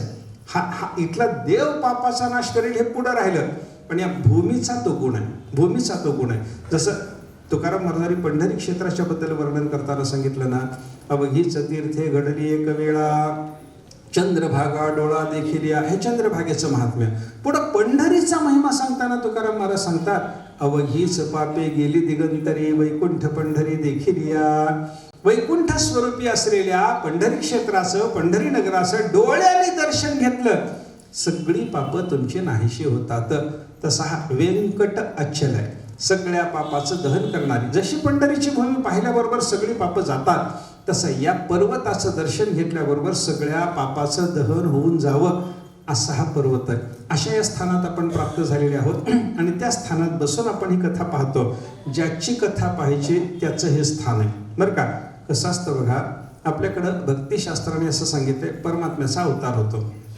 आणि अवतार झाल्याच्या नंतर परमात्म्याला, अवताराचं काय कारण असतं, कशाकरता अवतार घेतो देव, सगळं गीतेनं सांगितलं. यदा यदा हे धर्मस्य ग्लानिर्भवति भारत अभ्युत्थानमधर्मस्य तदात्मानं सृजाम्यहं परित्राणाय साधूनां विनाशाय च दुष्कृतां धर्मसंस्थापनार्थाय संभवामि युगे युगे. हे देवाचं म्हणणं. अधर्म जगात पसरला, धर्माला ग्लानी आली की अधर्म मोडून काढावा, पुन्हा जगात धर्माची प्रतिष्ठापना करावी, धर्माची प्रतिष्ठा वाढवावी, धर्म जगात रूढ करावा. धर्म कसं आहे, देवाचा अवतार असतो तो धर्माच्या रक्षणाकरता. पण देवाने काय सांगितलं, मी येतो दुष्टाचा नाश करतो, सज्जनाचं रक्षण करतो, असं देवाने पुढे सांगितलं. परित्राणाय साधूनां म्हणजे साधूचं रक्षण करण्याकरता येतो. विनाशाय च दुष्कृतां दुष्टाच्या नाशा करता येतो. तर देवाला ही 3 कामं करायची आहेत का? धर्माची स्थापना, साधूचं रक्षण आणि दुष्टाचा नाश, ही 3 कामं करण्याकरता देव येतो का? त्याचं उत्तर संत महात्मे देतात नाही. देव काय करतो? फक्त धर्मरक्षण करतो. त्याचा अवतार कशा करता असतो? धर्माच्या रक्षणाकरता असतो. हे साधूचं रक्षण आणि दुष्टाचा नाश कशा करता करत बसतो? त्याचं कारण आहे धर्माला अनुकूल साधू आहे, त्यांचं रक्षण केलं की धर्माचं रक्षण होतं. आणि धर्माला प्रतिकूल दुष्ट आहेत, दुर्जन आहेत, त्यांचा नाश केला की पुन्हा धर्माचं रक्षण होतं.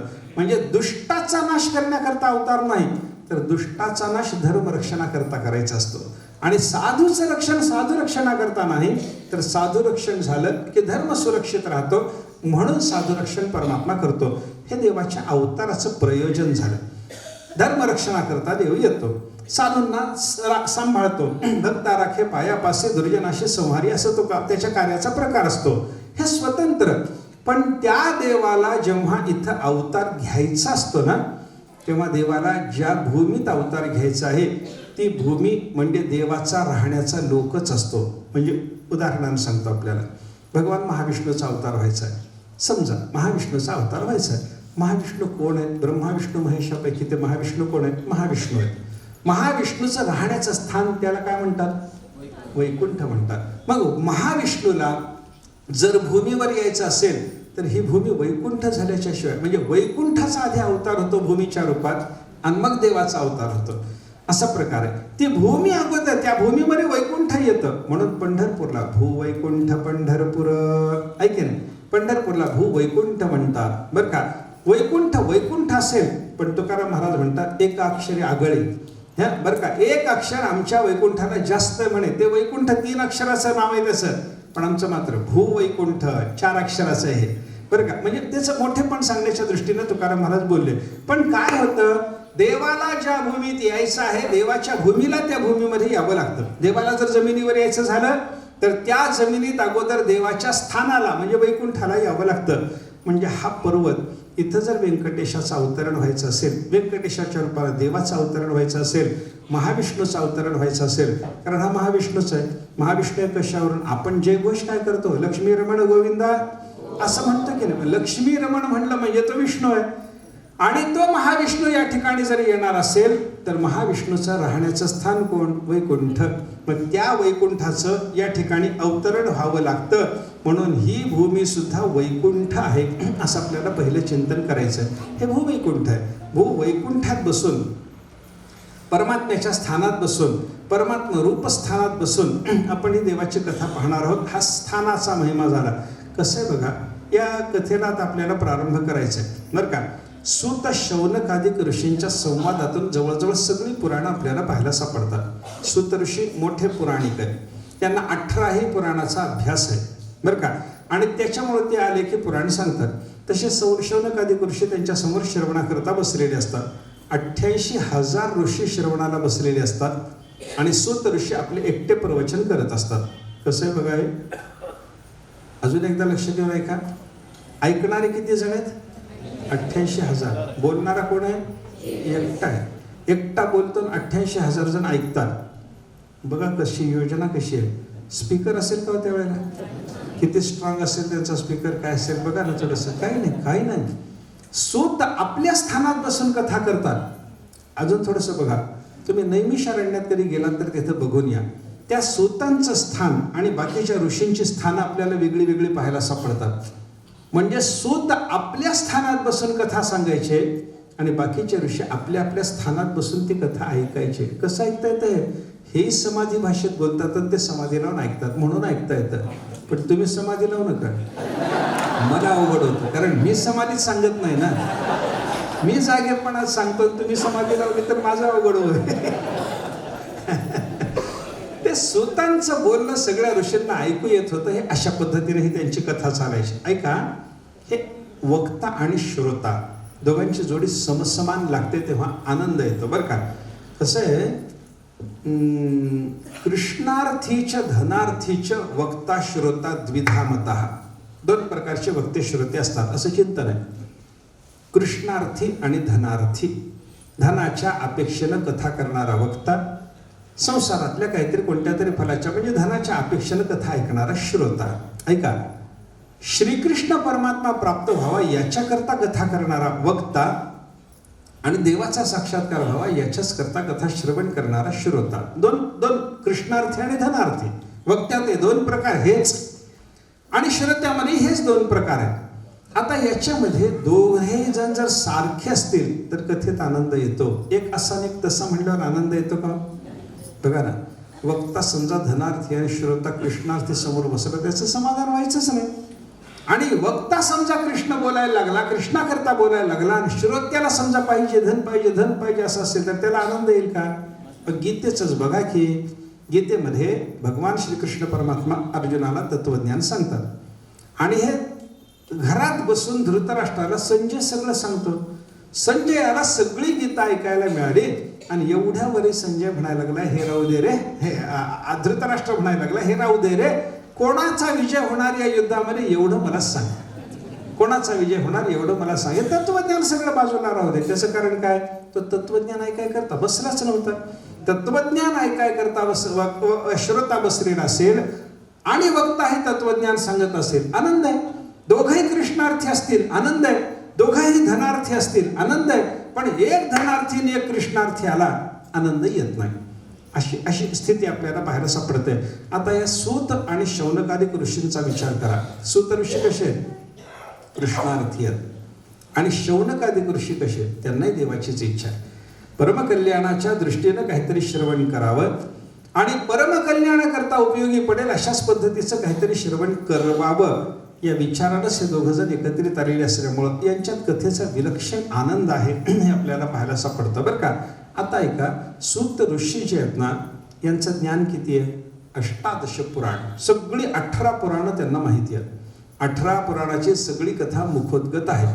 कधी पुस्तक घेऊन, कधी नोट्स घेऊन, कधी बोलायला सूत ऋषी बसत नाही. येतात, बसतात. शौनकादिक ऋषी त्यांचा सन्मान करतात. सन्मान करून आम्हाला कथा श्रवण करायची म्हणतात. इतके दिवस कालावधी आमच्या या यज्ञाचा आहे, तेव्हा एवढा कालावधी आम्हाला कथा सांगा म्हणतात. आणि त्यांनी कथा सांगायला सुरुवात करतात. कथा सांगायची विनंती केल्यानंतर मग सूत विचारतात, तुम्हाला काय ऐकायचं आहे? काहीतरी अजून ऐकायचं आहे का? काही ऐकायचं आहे का? तुम्हाला काय ऐकायचं आहे? तुम्ही काही प्रश्न विचारा. असं म्हणल्याच्या नंतर शौनकादिक ऋषींनी काही प्रश्न विचारले की सूत बोलायला लागतात. असा प्रकार आपल्याला पाहायला सापडतो.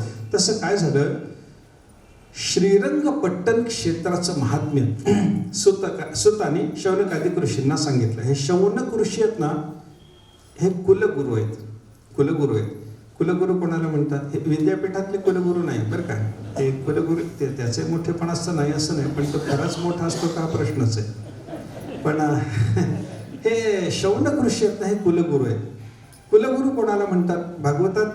भागवताच्या टीकेत श्रीधराचार्यांनी कुलगुरू शब्दाचा अर्थ सांगितला आपल्याला. 10,000 विद्यार्थी असावेत. त्या 10,000 विद्यार्थ्याच्या निवासाची, अन्न पाण्याची सगळी व्यवस्था करता यावी. त्यांना कोणत्या शास्त्राचा अभ्यास करायचा याची चौकशी करता यावी. त्याला पाहिजे असलेल्या शास्त्राचा अभ्यास सांगणारा गुरुजी आणून द्यावा.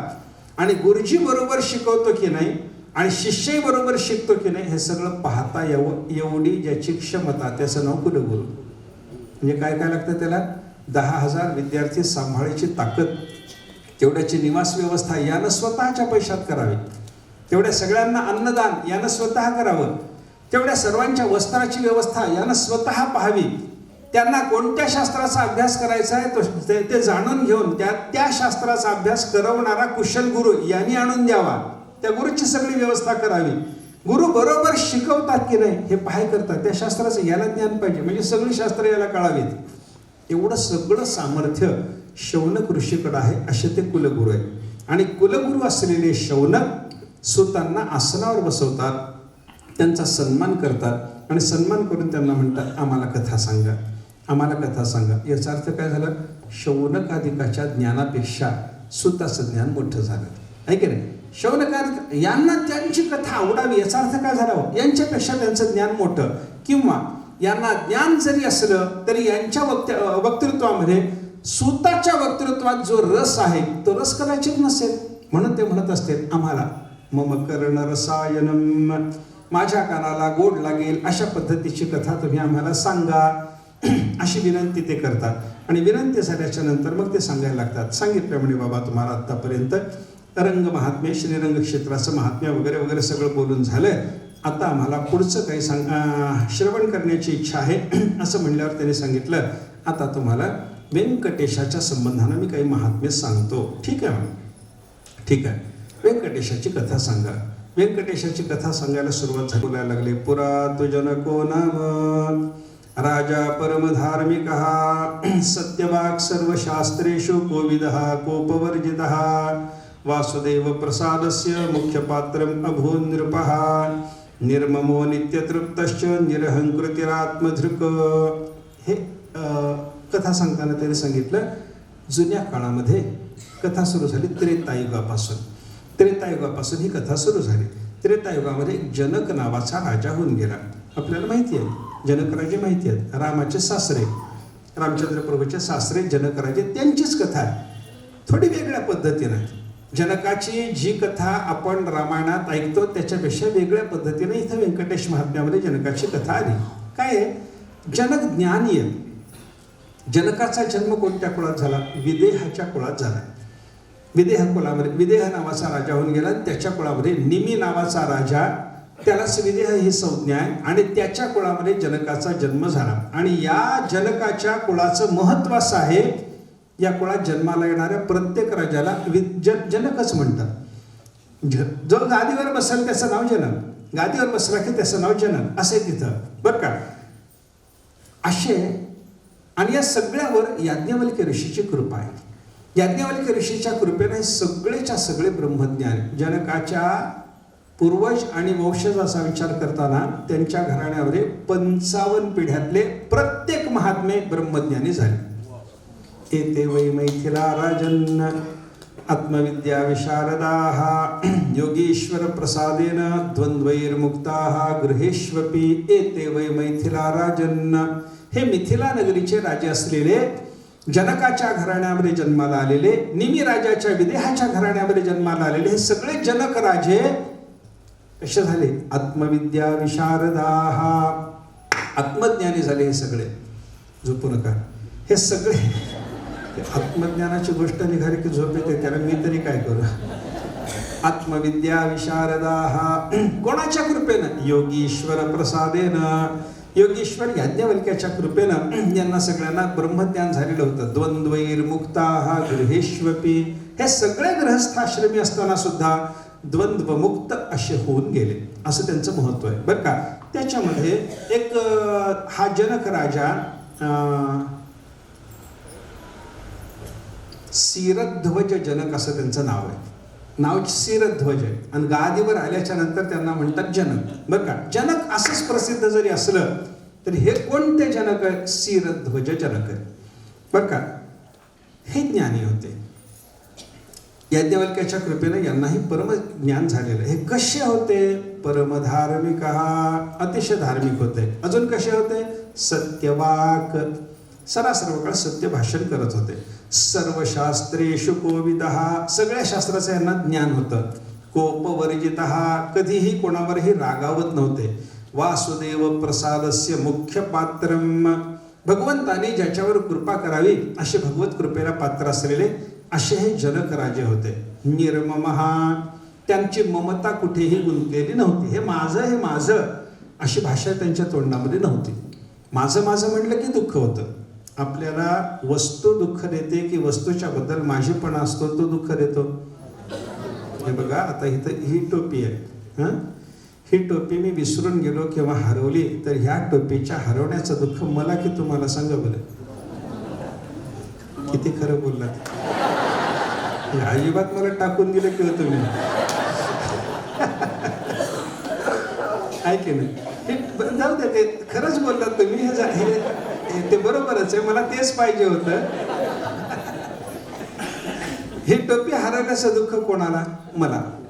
त्याचं कारण काय? ही टोपी माझी असं मी म्हणतो। टोपी दुःख देत नाही हो, टोपीनं जर दुःख दिलं असतं तर टोपी हरवण्याचं दुःख तुम्हालाही व्हायला पाहिजे होतं की नाही? होतं का? होत नाही। मला होतं की नाही? होतं। त्याचं कारण काय? या टोपीला माझी म्हणणारा मी आहे, मग वस्तू दुःख देते का ममता दुःख देते? ममता. ममेति मूलम दुःखस्य निर्ममेति च निर्वृतेः शुकस्य विगमे दुःखम न दुःखम गृहमूषके. ममताच दुःख देणारी असते, वस्तू किंवा व्यक्ती दुःख देत नाही. आपला माणूस मेल्याचं दुःख होतं की जगात कोणीतरी मेल्याचं दुःख होतं? माझा म्हणलं की मग दुःख आलं. माणूस मेल्याचं दुःख नसतं हो, माणूस मेल्याचं दुःख नसतं. कोरोनात एवढी माणसं मेली, आपण कोणाकरता रडलो सांगा ना? कोणाकरता रडलो आपण? कोणाकरता ना, कोणाकरता रडत नाही माणूस. आपला माझा म्हणलं की मग दुःख येतं. शास्त्रकाराने त्याच्याकरता उदाहरण फार छान सांगितलंय. आपल्या घरातला एका घरामध्ये समजा पोपट आहे आणि त्याच घरात उंदीरही असतात. घरातला उंदीरही मरतो, पोपटही मरतो. रडणं कधी होतं सांगा? पोपट मेल्यावर रडतो माणूस का उंदीर मेल्यावर रडतो सांगा? उंदीर मेल्यावर का रडत नाही तर उंदराला माझा म्हणत नाही, आणि पोपट मेल्यावर का रडतो तर पोपटाला माझा म्हणून बसलेला असतो म्हणून रडतो. हो, दुसरं काही कारण नाही. पोपट काय उंदीर काय आपले कोणीच नाही. अशनम मे वसनम मे जाया मे बंधुवर्गो मे इति मे मे कुर्वाणम काल वृको हंते पुरुषाजम.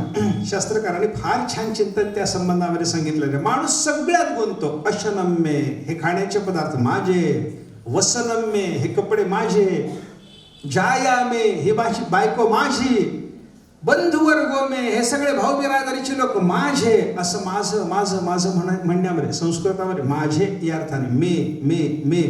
आणि हे मे मे करणारा कोण असतो? बोकड असतो म्हणे.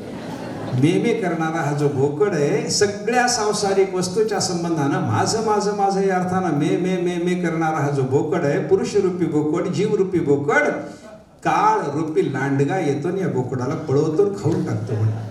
काल वृकाः हंती पुरुषाजम. हे मे मे करत बसू नये. हा निर्मम होता. राजा कसा होता? निर्मम नित्य तृप्तश्च. दुसऱ्या राजाचं जनकाचं वर्णन केलं तर सदा सर्व काळ तृप्त होता. आपल्याला नित्य तृप्ती नसते. आपल्याला पाहिजे असलेला विषय मिळाला की थोडा वेळ तृप्ती असते. मला समजा तहान लागली, पाणी प्यावं वाटलं, पाणी प्यालो. पाणी प्याल्याच्या नंतर मी कायम तृप्त राहतो का? तास 2 तास तृप्त राहतो, पुन्हा म्हणतो पुन्हा घसा ओढायला लागला, पुन्हा पाणी पाहिजेच आहे की नाही? ही नित्य तृप्ती कधी होते? परमात्म्याचा साक्षात्कार झालेल्या महात्म्याला नित्य तृप्ती असते. हा नित्य तृप्तश्च निरहंकृती. कोठे देहाला वगैरे ते माझं मी मी म्हणत नव्हते. आत्मधृक, आत्मज्ञान धारण करणारे. हे कोणाचं वर्णन चालू आहे सगळं? ते आत्मज्ञान म्हणलं की झोप लागते ती अशी असते.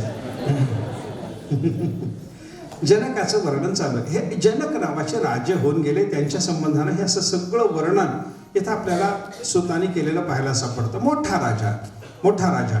जनकाचं मोठेपण खूप होतं. अनेक अनेक अनेक पद्धतीने जनकाच्या मोठेपणाचा विचार आपल्याला सांगितला जातो.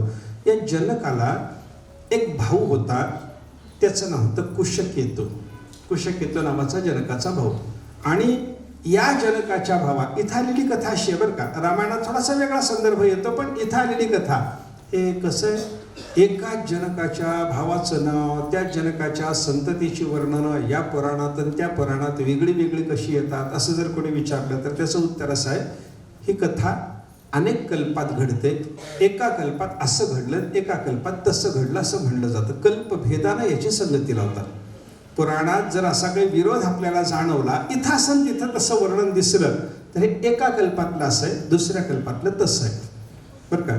तुम्ही बघा, तुम्ही पंढरपूरला येता की नाही सांगा मला?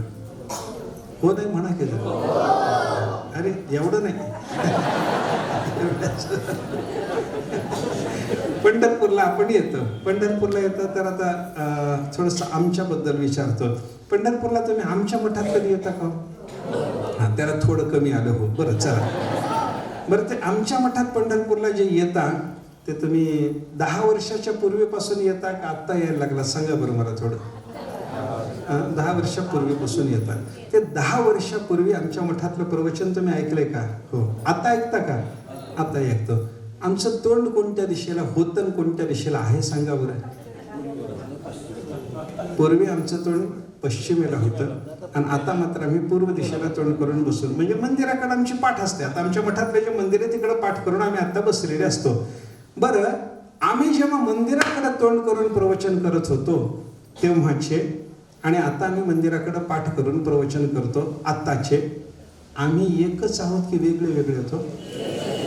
असं होतं ना. मग म्हणजे एक काळ असा होता की आम्ही पश्चिमेला तोंड करून प्रवचन करत होतो, एक काळ असा आला की या काळामध्ये आम्ही पूर्वेला तोंड करून प्रवचन करतो. मग पूर्वेला तोंड करून प्रवचन महाराज करत होते असं कोणी जर वर्णन केलं आणि पश्चिमेला तोंड करून प्रवचन महाराज करत होते असं जर कोणी वर्णन केलं, तर त्या वर्णनात आलेल्या तफावतीनुसार कोणाचं तरी एकाचं बरोबर आणि कोणाचं तरी एकाचं चूक म्हणता की दोन्ही बरोबर म्हणता? दोन्ही बरोबर. हे पटलं ना. मग हे जर पटतं तर रामायणात आलेली जनकाची कथा आणि भविष्योत्तर पुराणामध्ये आलेली जनकाची कथा याच्यात जर फरक पडली तर तो जनक एक असे मान्य करता की करत नाहीत? आता हो नाही म्हणा की हे मान्य झालं तर बरं आहे. हे मान्य व्हावं असं आहे ना. असं होऊ शकतं, एकदा असं एकदा तसं होऊ शकतं. तसं एक आपल्याकडे कल्प व्यवस्था आहे. म्हणजे आत्ता सध्या आपण जे विचार करतो ना, पांडुरंगाचं वर्णन करताना काय म्हणतो? युगे 28 विटेवरी उभा. ऐके ना, पांडुरंग 28 युगापासून उभे आहेत, पंढरीमध्ये उभे आहेत असं त्यांचं वर्णन केलं जातं. हे 28 युग काय भानगड आहे? आत्ता सध्या आपल्याकडे जो विचार असतो ना, तो ब्रह्मदेवाच्या आयुष्यापासून आपल्या कालाची गणना असते बरं का. आत्ता कसं चालू आहे आपलं? श्वेतवाराह कल्पे. आपण संकल्प ऐका, संकल्पामध्ये कसं सांगितलं? श्वेतवाराह कल्पे. आत्ता सध्या श्वेतवाराह कल्पाचा काळ चालू आहे. श्वेतवाराह कल्पे, मन्वंतरे, कलियुगे, कलिप्रथम चरणे वगैरे वगैरे वर्णन आपल्याकडे येतात की नाही. एक मन्वंतराचा काळ असतो, एक कल्पाचा काळ असतो बरं का. म्हणजे आपल्याकडे कसं आहे, कलियुग 4,32,000 वर्षाचा आहे. आता जे कलियुग आहे की नाही 4,32,000 वर्षाचा आहे. किती वर्ष? आता फक्त 5,000 वर्ष झालेली आहेत, बाकी अजून 4,27,000 वर्ष शिल्लक आहे. म्हणून जग बुडी आली म्हणून कोणी सांगत असलं तर साफ खोटं समजा, काही होत नाही. आपण 4,27,000 वर्षापर्यंत आपल्याला काही धोका नाही. आपल्याला नाही म्हणजे जगाला नाही, आपल्याला थोड्या दिवसात येत होता तो भाग वेगळा, पण जग बुडी होत नाही. 4,32,000 वर्ष कलियुगाचा काळ आहे. साधारणपणे 8 लाख काहीतरी त्याच्या मागच्या द्वापार युगाचा काळ आहे. 12 लाख काही वर्ष मिळून त्रेतायुगाचा काळ आहे आणि 16 लाख काही वर्ष असा तो कृतयुगाचा काळ आहे. कृत, त्रेता, द्वापार आणि कली हे 4 युग. या 4 युगाची मिळून 40,000 काही वर्ष होतात. याला एक महायुग म्हणतात, एक महायुग म्हणतात. श्वेतवाराह कल्पाला सुरुवात झाल्यापासून अशी महायुग 27 संपली आणि 28वां महायुग आत्ता चालू आहे. या 28व्या महायुगातही कलियुगात पुंडलिक झाले, मागही झाले. प्रत्येक कलियुगामध्ये पुंडलिक सुरुवातीला होतात आणि त्या पुंडलिकाकरता पांडुरंगाच्या रूपात श्रीकृष्ण प्रभूचं येणं होतं अशी कथा असल्यामुळं 28 युग झाली. हे चालूच आहे देवाचं, इथं पंढरीला येणं राहणार, हा त्याचा अर्थ आहे. कशाकरता बोललो मी?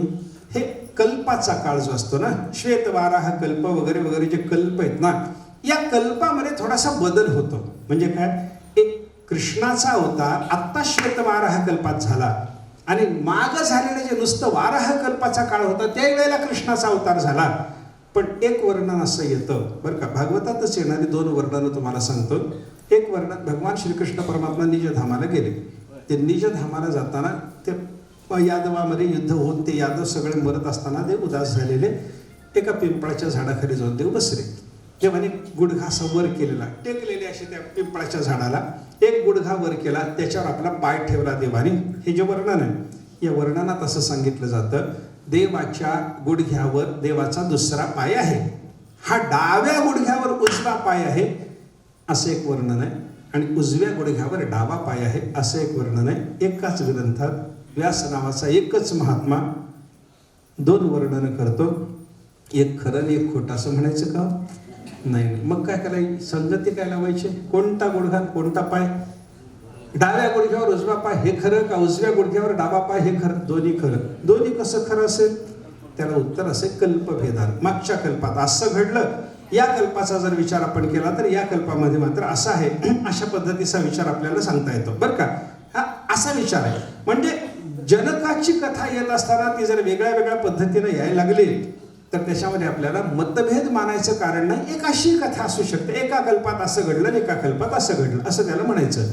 तसं जनकाला एक भाऊ, जनक असे चांगले ब्रह्मज्ञानी महात्मा, त्या जनकाचा एक भाऊ कुशकेतू. या कुशकेतूला 3 मुलं 3 मुली, 3 मुलं 3 मुली. कुशकेतूच्या पोटी 3 मुलं 3 मुली झाल्या. जनकाला एकच मुलगी झाली, सीता.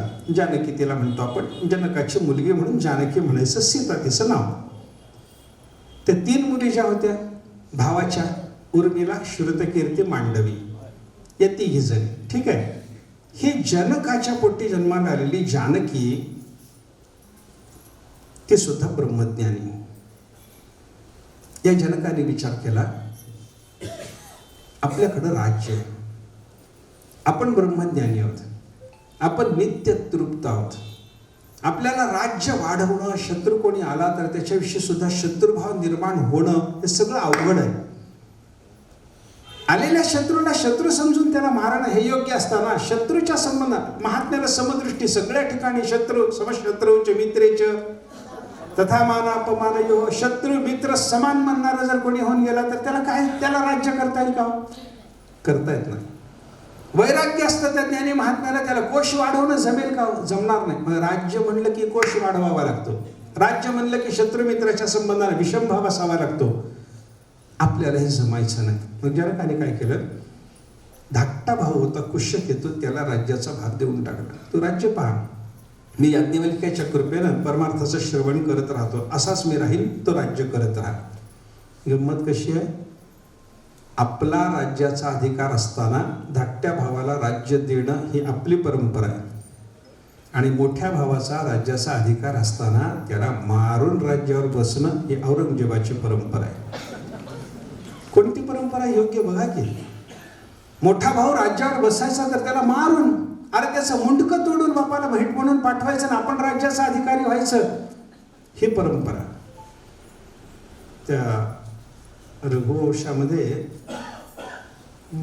रघुवंश काव्य जे ना कालिदासाचं, त्याच्यामध्ये त्यांनी रघुराजाच्या पोटी अजराजाचा जन्म झाला. अजराजा म्हणजे दशरथाचे वडील. अजराजाचा जन्म झाला, अजराजे तरुण झाले. अजराजाचं इंदुमतीशी लग्न झालं, आणि लग्न झाल्या झाल्या रघुराजानं विचार केला की आपलं पोरगं तरुण झालं म्हणून आपण त्याचं लग्न केलंय, तर आपण राज्याचा भार त्याच्यावर सोपवून द्यावा. आपण म्हातारे झालो, आता आपण वानप्रस्थात संन्यस्त वृत्तीनं राहावं असा विचार केला. आणि त्या प्रसंगात तिथं कालिदासानं वर्णन केलं, अथ तस्य विवाह कौतुकम ललितं बिभ्रत एव पार्थिवः वसुधामपि हस्तगामिनीं अकरोत् इंदुमतीं इवापराम. त्याने काय केलं, रघुराजाने असा विचार केला, आपल्या पोराचं लग्न झालं. अथ तस्य विवाह कौतुकम ललितम बिभ्रतः एव. कालिदासाने केलेलं वर्णन किती गोड आहे बघा. त्याचं लग्न झालेलं, अजराजाचं लग्न झालेलं, इंदुमती बरोबर त्याचं लग्न झालेलं, त्याच्या हातामध्ये विवाहाचं कंकण आहे.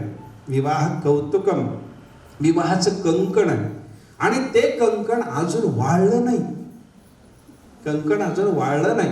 हातातलं कंकण हळदीनं रंगवून त्याच्या हातात बांधलेलं ते कंकण वाळलं नाही.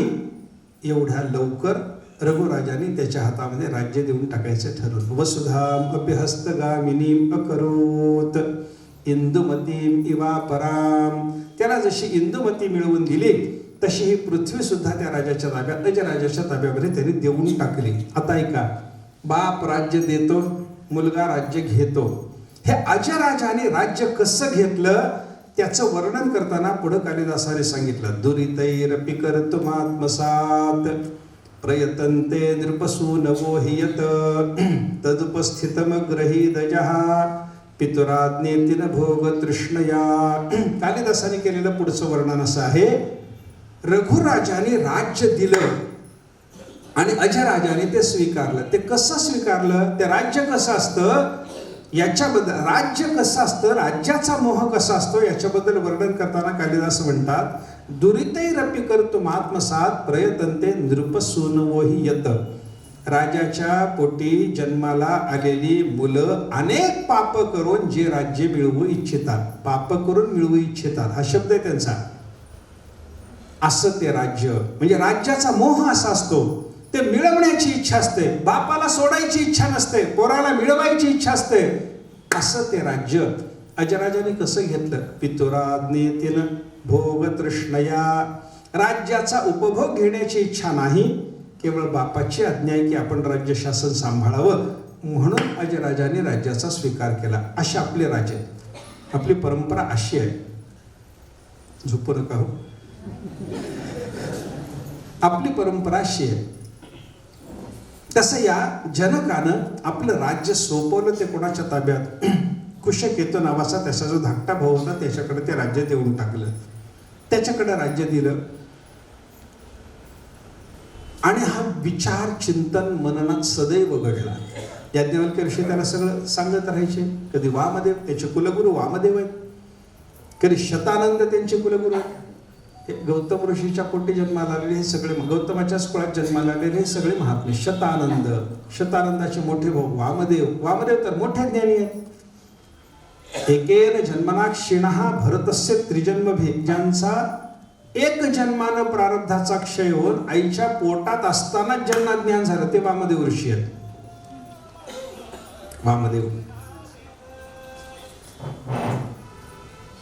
वामदेवांचं ज्ञान मोठं आहे. त्यांचे धाकटे भाऊ शतानंद, त्यांचे ज्ञान मोठं आहे. असे शतानंद आणि वामदेव हे दोन गुरु, याज्ञवल्क्यासारखे तत्वज्ञान सांगणारे गुरु, यांच्या संगतीत राहून सदा सर्व काळ जनकाचं आत्मचिंतन चालू झालं. जनकाचं आत्मचिंतन चालू. जनकाला कसं आहे, ह्याने सगळ्यांनी, या सगळ्या महात्म्याने जनकाला जे ज्ञान दिलं ना, ते वेगळ्या वेगळ्या पद्धतीनं दिलं. काही वेळेला बोध करून ज्ञान दिलं, काही वेळेला काही दृष्टांत घडवून ज्ञान दिलं, काही वेळेला त्यांना वेगळ्या वेगळ्या पद्धतीनं ज्ञान सांगण्याचा प्रयत्न केला. एक प्रसंग सांगतात ते कशा पद्धतीनं त्यांना ज्ञान दिलं. अष्टावक्र मुनी सुद्धा कधी कधी या जनकाकडे यायचे. एकदा काय झालं, जनकाला स्वप्न पडलं.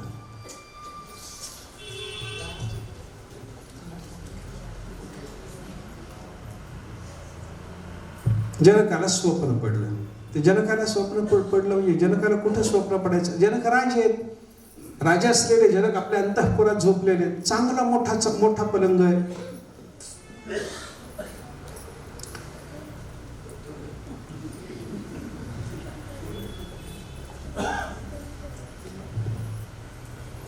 पलंगावर चांगली वैभवाची शय्या आहे. सगळे दासदासी आश्रम महालामध्ये आहेत. आणि अशा वैभवात जनकराजे संध्याकाळचं जेवण करून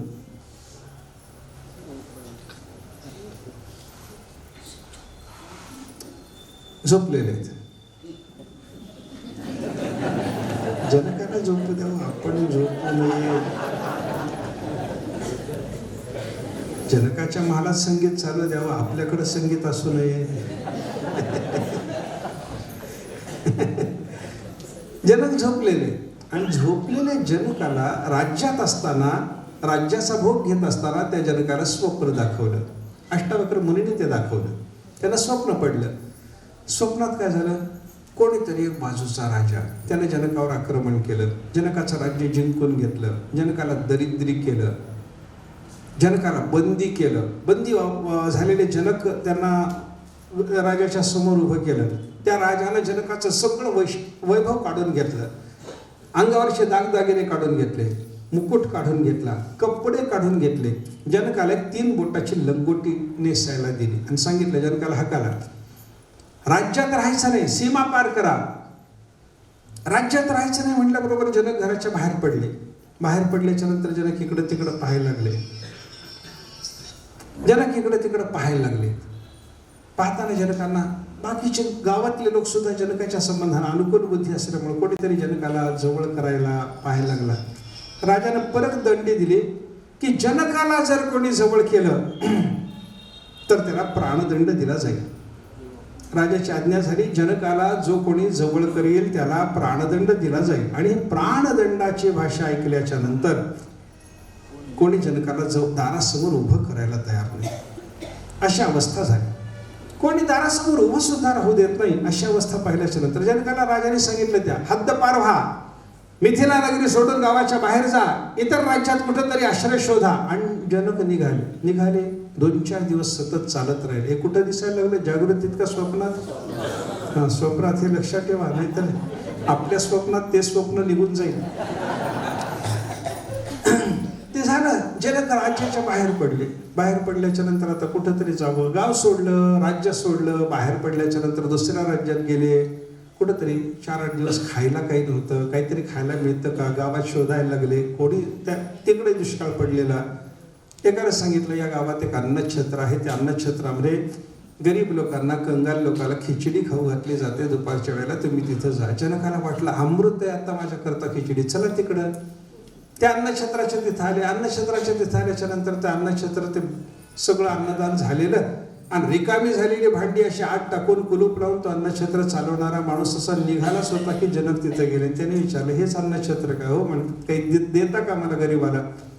झालं म्हणले, सगळं इथलं अन्नदान संपलंय, मी आता घराकडे निघालो, आता काही शिल्लक राहिलं नाही. जनक म्हणाले बाबा काहीतरी दे. 8 दिवस झाले या दरिद्र्याला काही अन्न मिळालं नाही. दरिद्र्याला कोण? जनक राजे असताना म्हणतात मला काही मिळालं नाही, काही मिळालं नाही, काही मिळालं नाही, काहीतरी दे, काहीतरी दे. तर म्हटलं काही राहिलंच नाही. भांडी अजून धुवायची शिल्लक राहिल्यामुळे भांड्याला काही खरवड लागलेली असली तर तेवढी देऊ, तेच अमृत आहे म्हणले आता माझ्याकरता दे. त्याला तिथे भांडी खरडली थोडीशी, ओंजळभर काहीतरी ते करपलेलं सगळं अन्न असं हातात आणलं, घे म्हणे. जनकाला जवळ घ्यायला पात्र नाही. जनकाने हातामध्ये ते अन्न घेतलं आणि हातात जनकाच्या अन्न आहे. आता तिथं सगळ्या लोकांनी अन्न भक्षण करून तिथंच हात वगैरे धुतलेले असल्यामुळे तिथं चिखल आहे. चिखलातच जनक बसले, हातात ते अन्न घेतलं करपलेलं, तोंड लावून सेवन करायचं. एवढ्यात एका घारीने एकदम झेप घेतली, हातावर झापड मारली आणि हातावर जनकाच्या ती झापड लागल्याबरोबर हातातलं सगळं अन्न चिखलात पडलं. आता कण खाता येतो का त्याच्यातलं? काही नाही. 8 दिवसाच्या नंतर दरिद्री झालेल्या जनकाला मिळालेलं थोडंसं करपलेलं अन्न ते सुद्धा घारीनं घालवलं. हे पाहिल्याबरोबर जनक एकदम किंचाळे, माय बाप देवा हे काय रे?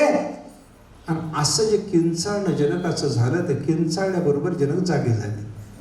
असं होतं बघा खरं वेळेला. स्वप्न पडतं, स्वप्नात काहीतरी माणूस घाबरतो, घाबरून ओरडतो, ओरडला की जागा होतो, ओरडला की जागा होतो. तुम्ही तुमच्या ओरडण्यानं नाही, माझ्या ओरडण्यानं तरी जागे व्हा की.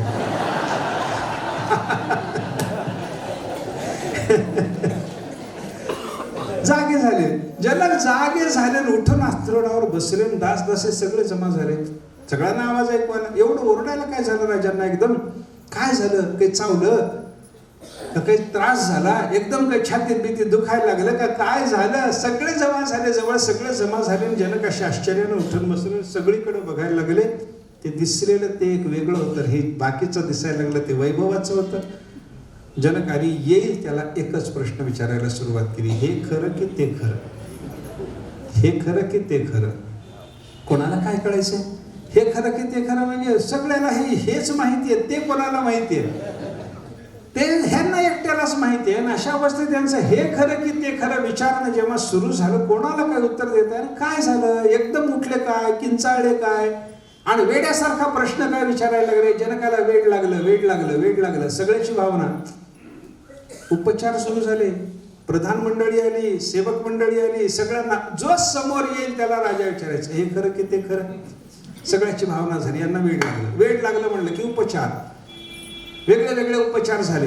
वैद्या वदंती कफपित्त मरुद्विकारान ज्योतिर्विदो ग्रहगतीं परिवर्तन्ति भूताभिषंग इति भूतविदो वदंती प्रारब्ध कर्म बलवान मुनयो वदंती. एखाद्याला काही त्रास झाला, वैद्याकडे गेलं की वैद्य म्हणतो वात पित्त कफ काहीतरी आहे. ज्योतिषाकडे गेलं की तो म्हणतो ग्रहबाधा झाली. जाणत्याकडे गेलं की तो म्हणतो भूतबाधा झालेली. जाणता म्हणजे त्याला जाणता म्हणायचं असतं बरं का, त्याच्या एवढा नेमता तोच असतो, त्याला जाणता नाव येतं. तो म्हणतो भूतबाधा झाली. आणि साधू संताला विचारा, ऋषीमुनीला विचारा, ते म्हणतात प्रारब्ध कर्माची गती अशी आहे बाबा, त्याच्यामुळे ही बाधा झालेली आहे. जनकाला जो भेटेल त्याचा उपचार सुरू झाला. वैद्याचा उपचार, ज्योतिषाचा उपचार, भूतबाधा जाणणाऱ्या लोकांचा उपचार, सगळ्यांचे उपचार सुरू झाले. जनकाची बाधा काही कमी होईना. भेटलं त्याला विचारायचं, हे खरं की ते खरं? हे खरं की ते खरं? कोणी उत्तर देऊ शकणार? प्रधान विचारात पडला. योगायोगानं त्यांच्या गावामध्ये अष्टावक्र मुनीचं आगमन झालं ना. अष्टावक्र मुनी आलेले पाहिल्याबरोबर प्रधान त्यांना भेटायला गेला. म्हणजे महाराज असं असं झाले, आमच्या राजाला वेळ लागले, काय करायचं सांगा. ते म्हणले उद्या येतो दरबारात. सकाळी उठून स्नान संध्या करताना अष्टावक्रांनी विचार केला, राजा हे ते काय म्हणतोय. आणि महात्म्याला अंतर्दृष्टीनं पाहता येतं तेव्हा त्यांना सर्वज्ञतेनं कळालं की त्यांना एक स्वप्न पडलंय. ते स्वप्न आणि आत्ताची अवस्था याच्यातलं काय खरं असं त्यांचं म्हणणं आहे. अष्टावक्रांना लक्षात आले अष्टावक्र आले. दरबारात आल्याबरोबर राजाला त्यांना नमस्कार केला आणि विचारलं, म्हणजे महाराज हे खरं की ते खरं. अष्टावक्रांनी सांगितलं, जसं हे तसं ते, जसं ते तसं हे म्हणे. प्रश्नाला उत्तर तसंच द्यावं लागेल ना, जैसे तू वैसे. जसं ते तसं हे, जसं हे तसं ते म्हणजे काय. जनकाने विचारलं, महाराज काय म्हणता तुम्ही. त्यांनी सांगितलं, हे जसं ते तसं हे, जसं हे तसं ते म्हणजे काय महाराज. जनकाला त्यांनी सांगितलं, जनका तुम्हाला स्वप्न पडल्यापासून तुम्ही हा प्रश्न विचारता की नाही. हो म्हणे महाराज. तुम्हाला स्वप्नामध्ये कंगाल अवस्था तुमची दिसली की नाही. हो म्हणे महाराज. आत्ताची तुमची राजेपणाची अवस्था जागृतीत आहे की नाही. हो.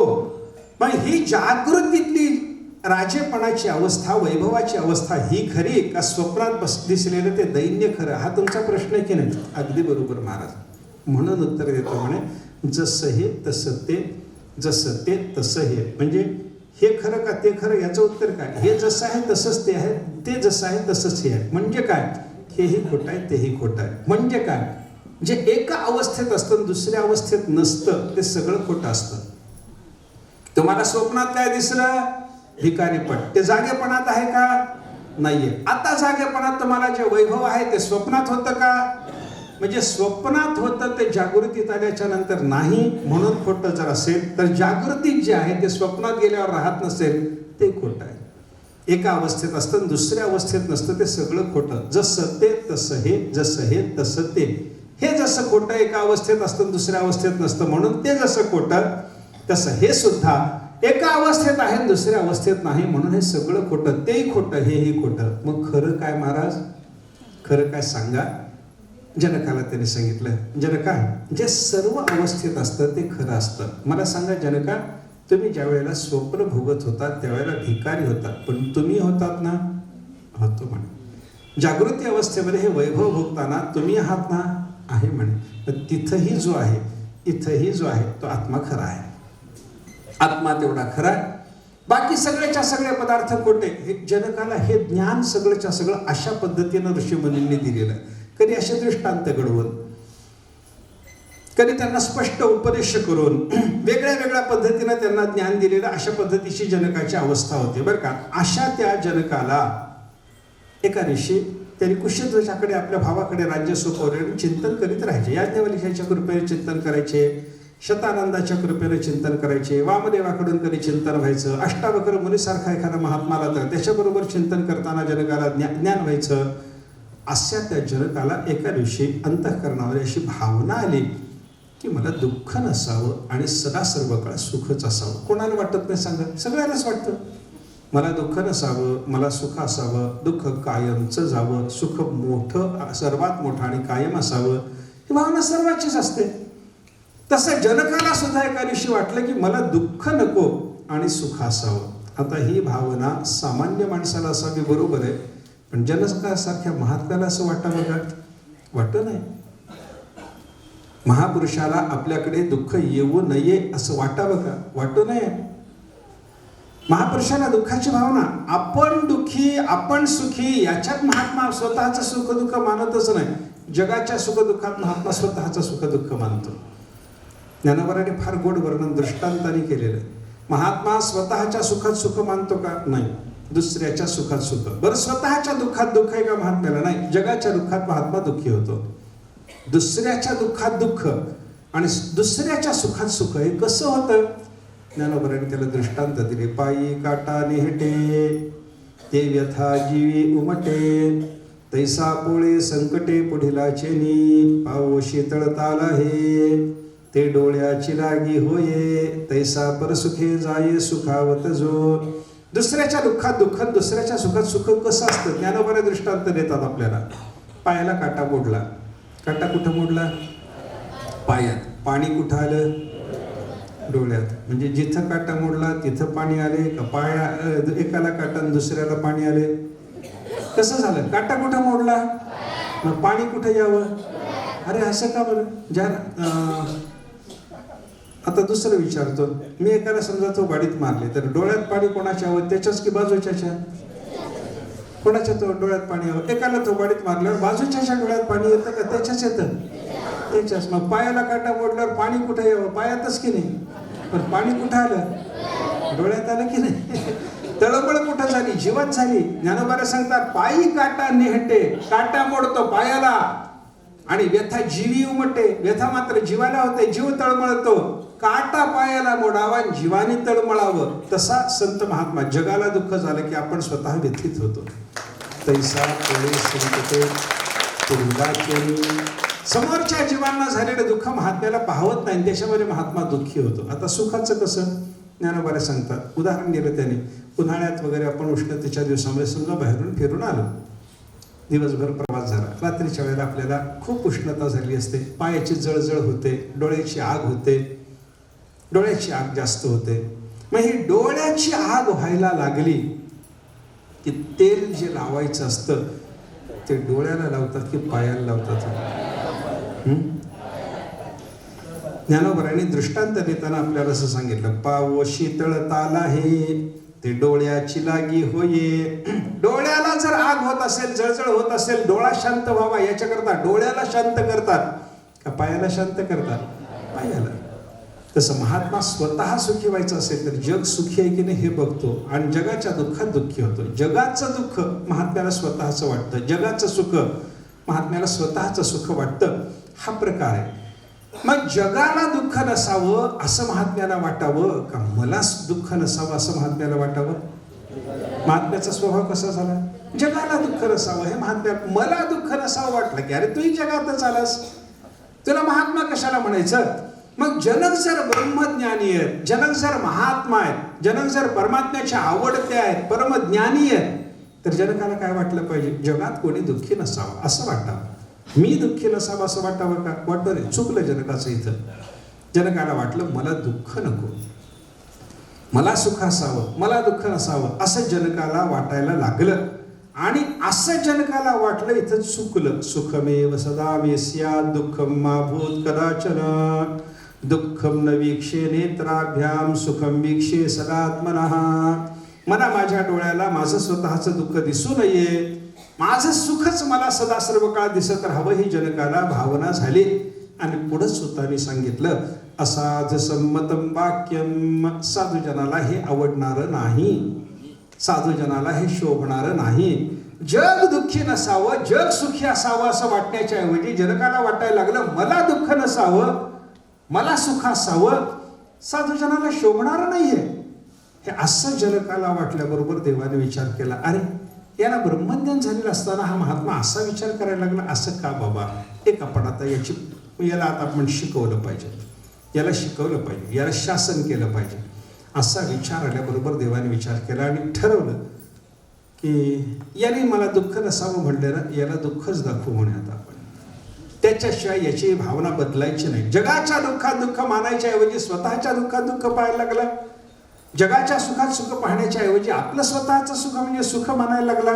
हे असं नसतं, महात्म्याचं जीवन असं नसतं, हे याला कळालं पाहिजे. याच्याकरता याला दुःख दाखव असं म्हणून देवाने काय केलं, त्याला दुःख दाखवायचा संकल्प केला. आणि देवाचा संकल्प झाल्याबरोबर त्याच्या जीवनात दुःखाची मालिका सुरू झाली. पहिल्यांदा काय झालं, कदाचित दैवयोगेन कुशकेतु अगान मृत्युम.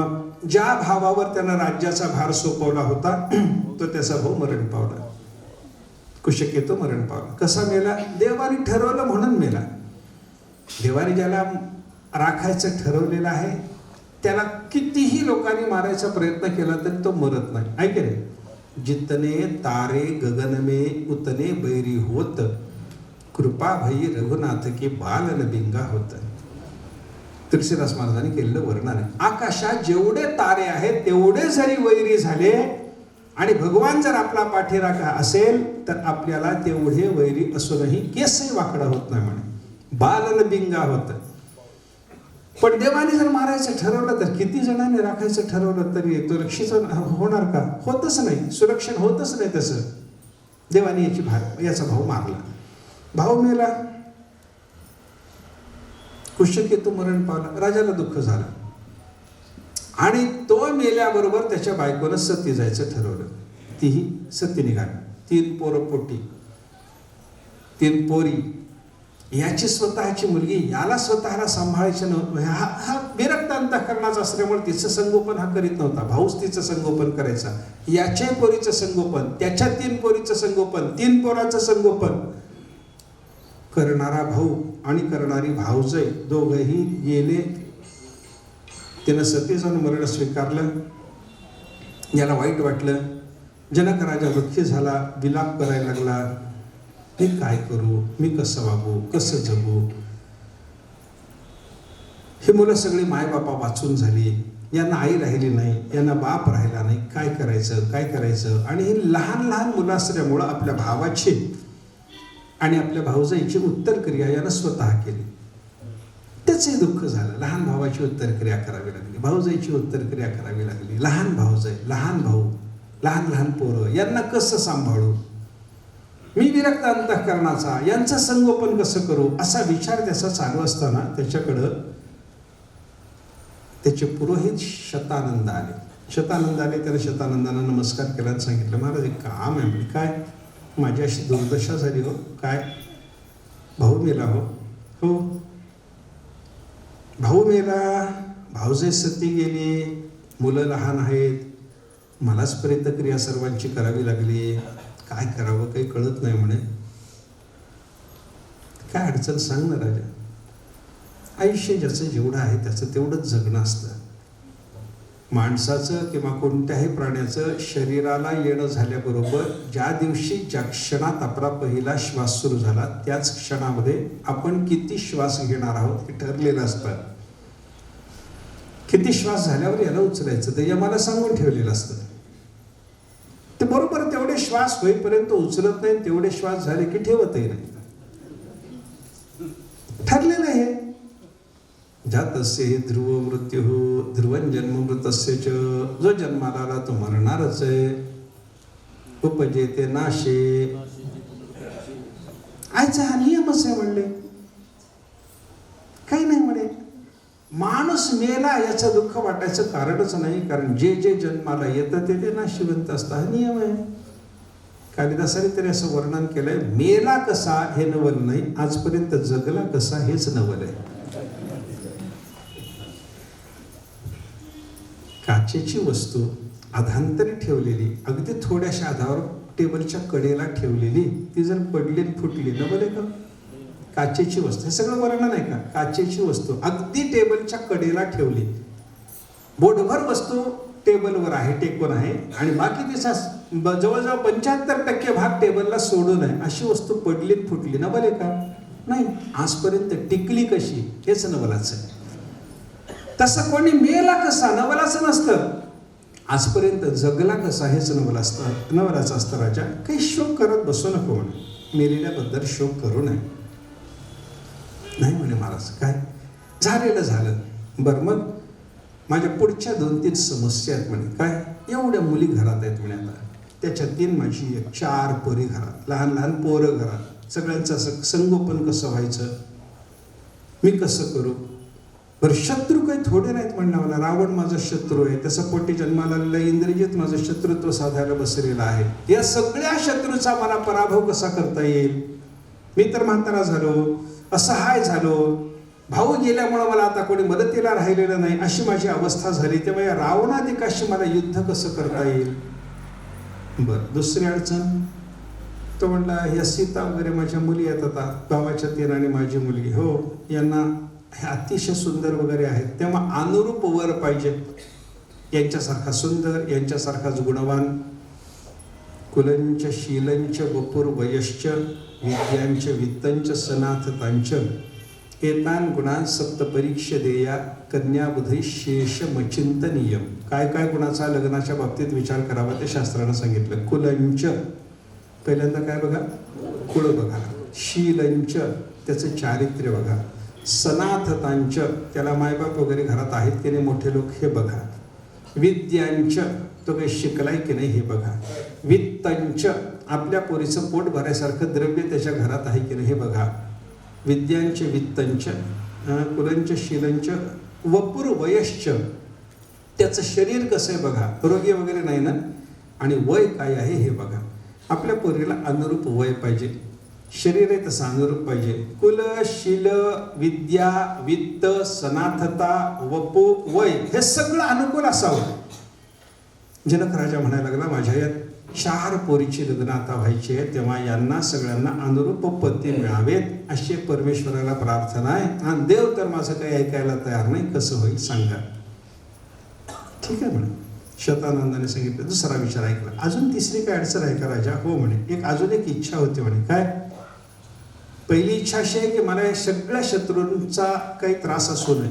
हो ते होईल म्हणे. बर. दुसरा असा आहे की या सगळ्या मुलींना अनुरूप वर मला पाहिजेत, असे मिळतील का? मिळतील म्हणे. मिळतील.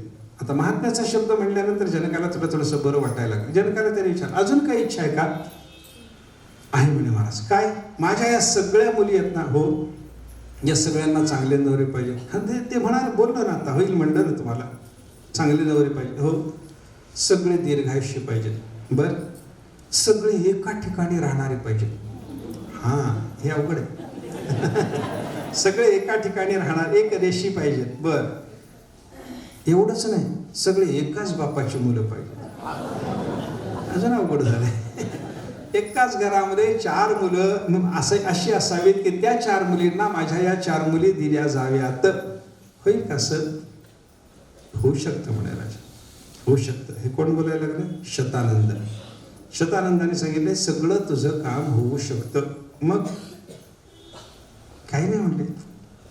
तुला म्हातारपण असताना, तुला सहाय्य नसताना, तुला रावण इंद्रजितासारख्या बलाढ्य शत्रूशी युद्ध करण्याचं सामर्थ्य येऊ शकतं. बर. तुझ्या मुलींना अनुरूप पती मिळू शकतात. बर.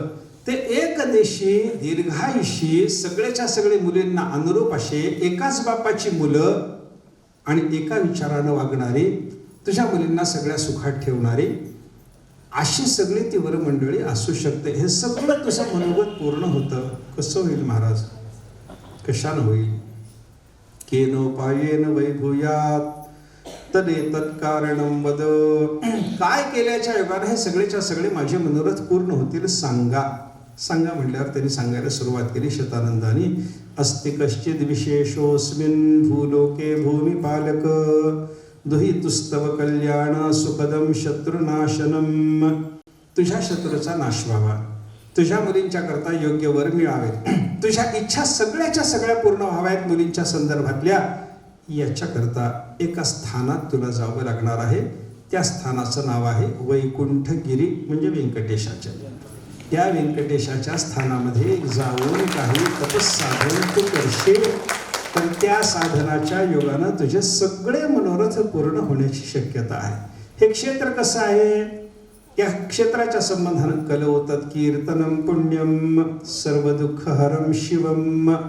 या स्थानाचं सकाळी उठल्याबरोबर नुसतं संकीर्तन जरी झालं, म्हणजे पंढरपूरचं जसं आपण पंढरी पंढरी नामस्मरण केलं तरी कल्याण होतं, तसं या स्थानाचं नुसतं नाव घेतलं, शेषाचल म्हणा, वृषभाद्री म्हणा, ह्याची नावं वेगळी वेगळी जी आपल्याला ऐकायला मिळतात. 4 युगात 4 नावं आहेत, त्याची कथा येणारच आहेत आपल्याला. पण त्यांनी सांगितलं की बाबा या क्षेत्राचं नुसतं नामस्मरण केलं तरी पुण्य प्राप्त होतं. सर्व दुःखहरम शिवम, सगळ्या दुःखाचा नाश होतो आणि कल्याण करणारं हे क्षेत्र आहे.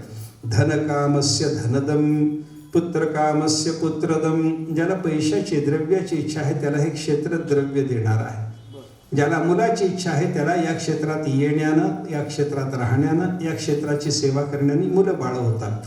रोगार्तस्य च रोगघनम. रोगानं दुःखी झालेला मनुष्य, त्याचा रोग नाश होत नसेल तर या स्थानात येऊन राहून त्यांनी काही साधना केली, त्याच्या रोगाचा नाश होतो.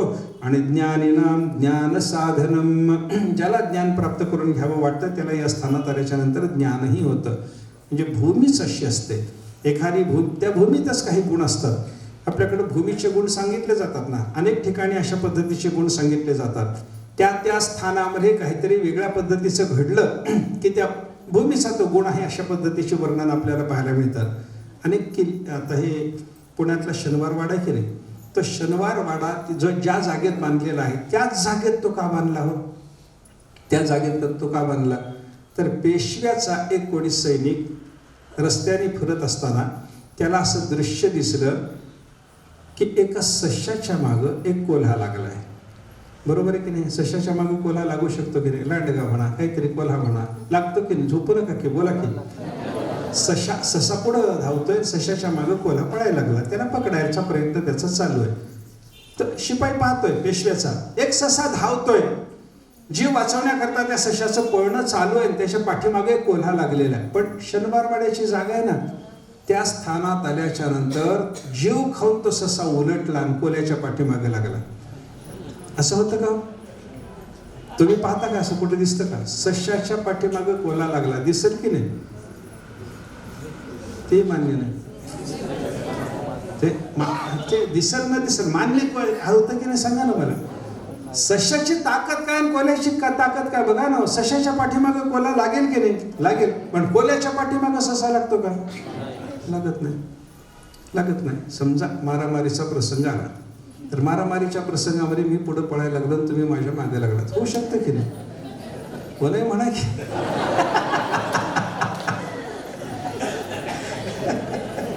येत नाही मारामारीचा प्रसंग, ते वेगळं हो. पण एक गंमत सांगायची झाली तर काय करता सांगा ना. मला माझ्या मागे लागू शकता की नाही? तुम्ही लागू शकता, पण तुमच्या मागे मी लागलो असं कुठं तरी होईल. सगळीकडे होत नाही. हे उदाहरण काय असेल ते सोडून द्या. पण सश्याच्या पाठीमागं कोल्हा लागावा हे आहे, पण कोल्ह्याच्या मागे ससा लागावा हे होईल का? होत नाही. त्या स्थानात ते घडलं. त्या स्थानात ते घडल्याच्या नंतर त्या शिपायानं जेव्हा हे पेशव्यांना सांगितलं, तेव्हा पेशव्यांनी विचार केला, हे स्थान मोठं महत्वाचं आहे. या ठिकाणी अल्पशक्तीचा ससा मोठ्या शक्तीच्या कोल्ह्याच्या पाठीमागे धावू शकतो. सशाची ताकद कमी आणि कोल्ह्याची ताकद जास्त. माझ्याकडे बघा, सशाची ताकद कमी आणि कोल्ह्याची ताकद जास्त असताना कोल्ह्याच्या पाठीमागे ससा धावू शकतो. म्हणजे या स्थानात हे सामर्थ्य आहे की मोठा शत्रू असला तरी त्याचा आपल्याला पराजय करणं शक्य आहे. म्हणून तिथं तो वाडा बांधला. स्थानाची काही महती असते, स्थानाची काही महती असते. त्या स्थानात गेल्यावर ते होत राहतं. एक रामायणात प्रसंग येतो पहा. ते दंडकारण्यातून रामाचा प्रवास चालू असताना ते राम लक्ष्मण सीता जे चालायचे, ते कसे चालायचे हो? त्यांचं कसं चालणं? पुढं कोण मागं कोण? सांगा की थोडं. पुढं कोण? सीता, बरोबर. सगळ्यात पुढं कोण? सीता माता. पुढं कोण चालतं? सीताच ना. आता कसं चालतंय सांगा ना. आता राम पुढं असतो का सीता पुढं असते? सीता पुढं असते. आताची सीताच पुढं असते. पण त्यांचं कसं होतं? राम पुढं, माग सीता, तिच्या माग लक्ष्मण. हे चालणं होतं, हे चालणं होतं. आता पुढं सीता आणि मागून सगळे राम.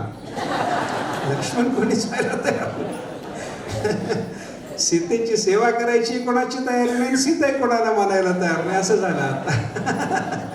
राम पुढे, मध्ये लक्ष्मण, हे सीता आणि मागं लक्ष्मण. रक्षणाच्या दृष्टीनेही योग्य होतं, सीतेचं रक्षण करण्याच्या दृष्टीनेही योग्य होतं. म्हणून ते असे चाललेले. असे रस्त्याला जाताना एका दिवशी एका जमिनीतून चालताना तिघाच्या मनात विकल्प आला. रामराय म्हणायला लागले, कैकेयीनं वनवास कोणाला सांगितला? मला. माझी बायको पतिव्रता म्हणून माझ्याबरोबर आहे. बरोबर. लक्ष्मणानं काय यावं? याच्या मनात सीतेच्या बद्दल वाईट विचार तर नसतील, हे कोणाला वाटलं? रामाला. सीतेलाही तसंच वाटलं. माझ्या नवऱ्याला वनवास सांगितला गेला, बरोबर झालं, त्यांनी यावं. त्यांच्याबरोबर मी पातिव्रत्य सांभाळण्याकरता यावं, हेही बरोबर झालं. पण लक्ष्मण भाऊजी का आले? माझ्याबद्दल विकल्प तर नाही, सीतेला वाटलं. मागून चालणारे लक्ष्मण म्हणतात, काय दुर्बुद्धी झाली मला आणि यांच्याबरोबर आलो. वनवास काय मला सांगितलं होतं का? वनवास ही रामाला, बायको आली, बरोबर झालं. मी का आलो? विनाकारण यांच्याबरोबर यायची दुर्बुद्धी मला का झाली? हा विकल्प लक्ष्मणाच्या मनात आला. थोडं चालून गेले, विकल्प चालूच होता. हे चालून गेले. चालून गेल्याच्या नंतर रामराय थोडी विश्रांती करता, सीतेला थोडी विश्रांती पाहिजे वाटली. एक मोठा दगड पाहिला. रामराय बसले, सीता माता जवळ बसले, लक्ष्मण बाजूला उभे राहिले. आणि एकदम लक्ष्मण, सगळ्याच्या मनातले विकल्प मावळलेले. लक्ष्मणाने एकदम देवाचे चरण धरले, देवाला सांगितलं, देवा मला क्षमा करा. का? असा असा विकल्प देवा आला, येऊ नये, पण तुमच्याविषयी, सीतेविषयी माझ्या मनात विकल्प आला, मी का आलो असं मला वाटलं. लक्ष्मणाने असं म्हणल्याबरोबर रामाने सांगितलं, लक्ष्मणा तूच मला क्षमा कर. माझ्या मनात तुझ्याबद्दल विकल्प आला होता. आणि दोघं भाऊ असे बोलायला लागल्याबरोबर सीतेनं सांगितलं, तुम्ही दोघांनी मिळून मला क्षमा करा म्हणे, कारण माझ्या मनात विकल्प आला होता. ते झालं, ते क्षमा करणे न करणे ते सगळं संपलं. आणि मग लक्ष्मणाने विचारलं, देवा हे असं का झालं? आपल्या तिघाच्या मनात विकल्प येतो, एकाच वेळेला येतो, हे काय? देवाने सांगितलं, ज्या भूमीवरून आपण चालत आलो त्या भूमीचा तो दोष आहे. ती भूमी तशी राक्षसांनी मारलेल्या महापुरुषाच्या रक्तानं माखलेली ती भूमी असल्यामुळं, अनेक राक्षस तिथं असल्यामुळं, राक्षसांच्या संचाराची ती भूमी असल्यामुळं आपल्या मनावरही विकल्प निर्माण झाला. दुसरं काही कारण नाही. म्हणजे भूमीचा दोष असू शकतो, भूमीचा गुण असू शकतो. हे दोन्ही प्रकार जसे आहेत तसं व्यंकटाचल पर्वताचं महात्म्यच असं आहे की इथं आल्याच्या नंतर धनकामाला धन मिळतं, पुत्रकामाला पुत्र होतो, रोगार्थाचा रोगनाश होतो आणि ज्ञानाला ज्ञान मिळतं. यत् श्रुत्वा सर्वलोकेशो ब्रह्मा ब्रह्मपदं गतः. याच स्थानाचं महात्म्य नित्य श्रवण करण्याच्या योगानं ब्रह्मदेवाला ब्रह्मदेवाचं पद प्राप्त झालं. या स्थानाचं महात्म्य श्रवण करण्याच्या योगानं भगवान शंकराला विषाची जी बाधा झाली होती ती निवृत्त झाली. नीलकंठस्तु यत् श्रुत्वा निर्विष सुखमाप्तवान. त्याला सुख लाभलं, कंठातल्या विषाची बाधा त्यांची मावळली. वज्री नाकपदम प्राप्तो यत् कथा श्रवणादरात. सदा सर्व काळ वैकुंठाद्रीचं श्रवण करण्याच्या योगानं इंद्राला स्वर्गातलं इंद्रपद मिळालं. आणि पदान्यापुर लोकपालाहा यत् कथा श्रवणे नवई. याच स्थानाच्या नित्य श्रवणाच्या योगानं सगळ्या लोकपालांना त्यांची त्यांची पद प्राप्त झाली. असं हे दिव्य स्थान आहे. या स्थानाचं तुला सेवन करावं लागेल, इथं जाऊन काही साधना करावी लागेल जनका, त्याच्यावर तुझे सगळे मनोरथ पूर्ण होतील. असं म्हटल्याबरोबर जनकाने विचारलं, ठीक आहे, हे स्थान, त्या स्थानाच्या संबंधानं मला सांगा म्हणे काही महात्म्य, त्याचं जे आता तुम्ही बोलायला लागला त्या स्थानाबद्दल माहिती द्या. वद वैकुंठ महात्म्यम कलौ तच्चरितं कथम. ह्या वैकुंठ स्थानाचं मला महात्म्य सांगा. हे स्थान कुठं आहे सांगा, याच्याबद्दलची माहिती सांगा म्हटल्याबरोबर शतानंदाने सांगायला सुरुवात केली. या स्थानाला 4 युगामध्ये वेगळी वेगळी नावं आहेत. कृते वृषाद्रीं वक्ष्यन्ते. कृतयुगामध्ये या स्थानाला वृषाद्री किंवा वृषभाद्री म्हणतात. त्रेतायाम अंजनाचलम. त्रेतायुगामध्ये याला अंजनी पर्वत म्हणतात. द्वापरे शेषशैलेते. द्वापर युगामध्ये याला शेषशैल म्हणतात. आणि कलियुगामध्ये कलौश्री व्यंकटाचलम. कलियुगामध्ये व्यंकटाचल म्हणतात. एका युगामध्ये, पहिल्या युगामध्ये याचं नाव होतं वृषभाद्री, दुसऱ्या युगामध्ये याचं नाव झालं अंजनाचल, तिसऱ्या युगामध्ये याचं नाव होतं शेष पर्वत आणि चौथ्या युगामध्ये कलियुगामध्ये याचं नाव व्यंकटाचल पर्वत अशा पद्धतीचं आहे. अशी कथा शतानंदाने सांगितली. आणि मग ही नावं प्राप्त होण्याकरता काय कारण, याला वृषभाद्री का म्हणायचं, अंजनाचल का म्हणायचं, याला शेषाचल का म्हणायचं आणि याला व्यंकटाचल का म्हणायचं, त्याच्या वेगळ्या वेगळ्या कथा मग शतानंदाने सांगितल्या. त्याचा विचार करत पुढचा विचार आपल्याला पाहायचा आहे. तो उद्याच्या चिंतनामध्ये आपण पाहू. आत्ता आपण देवाचं नामस्मरण करून आरती करू.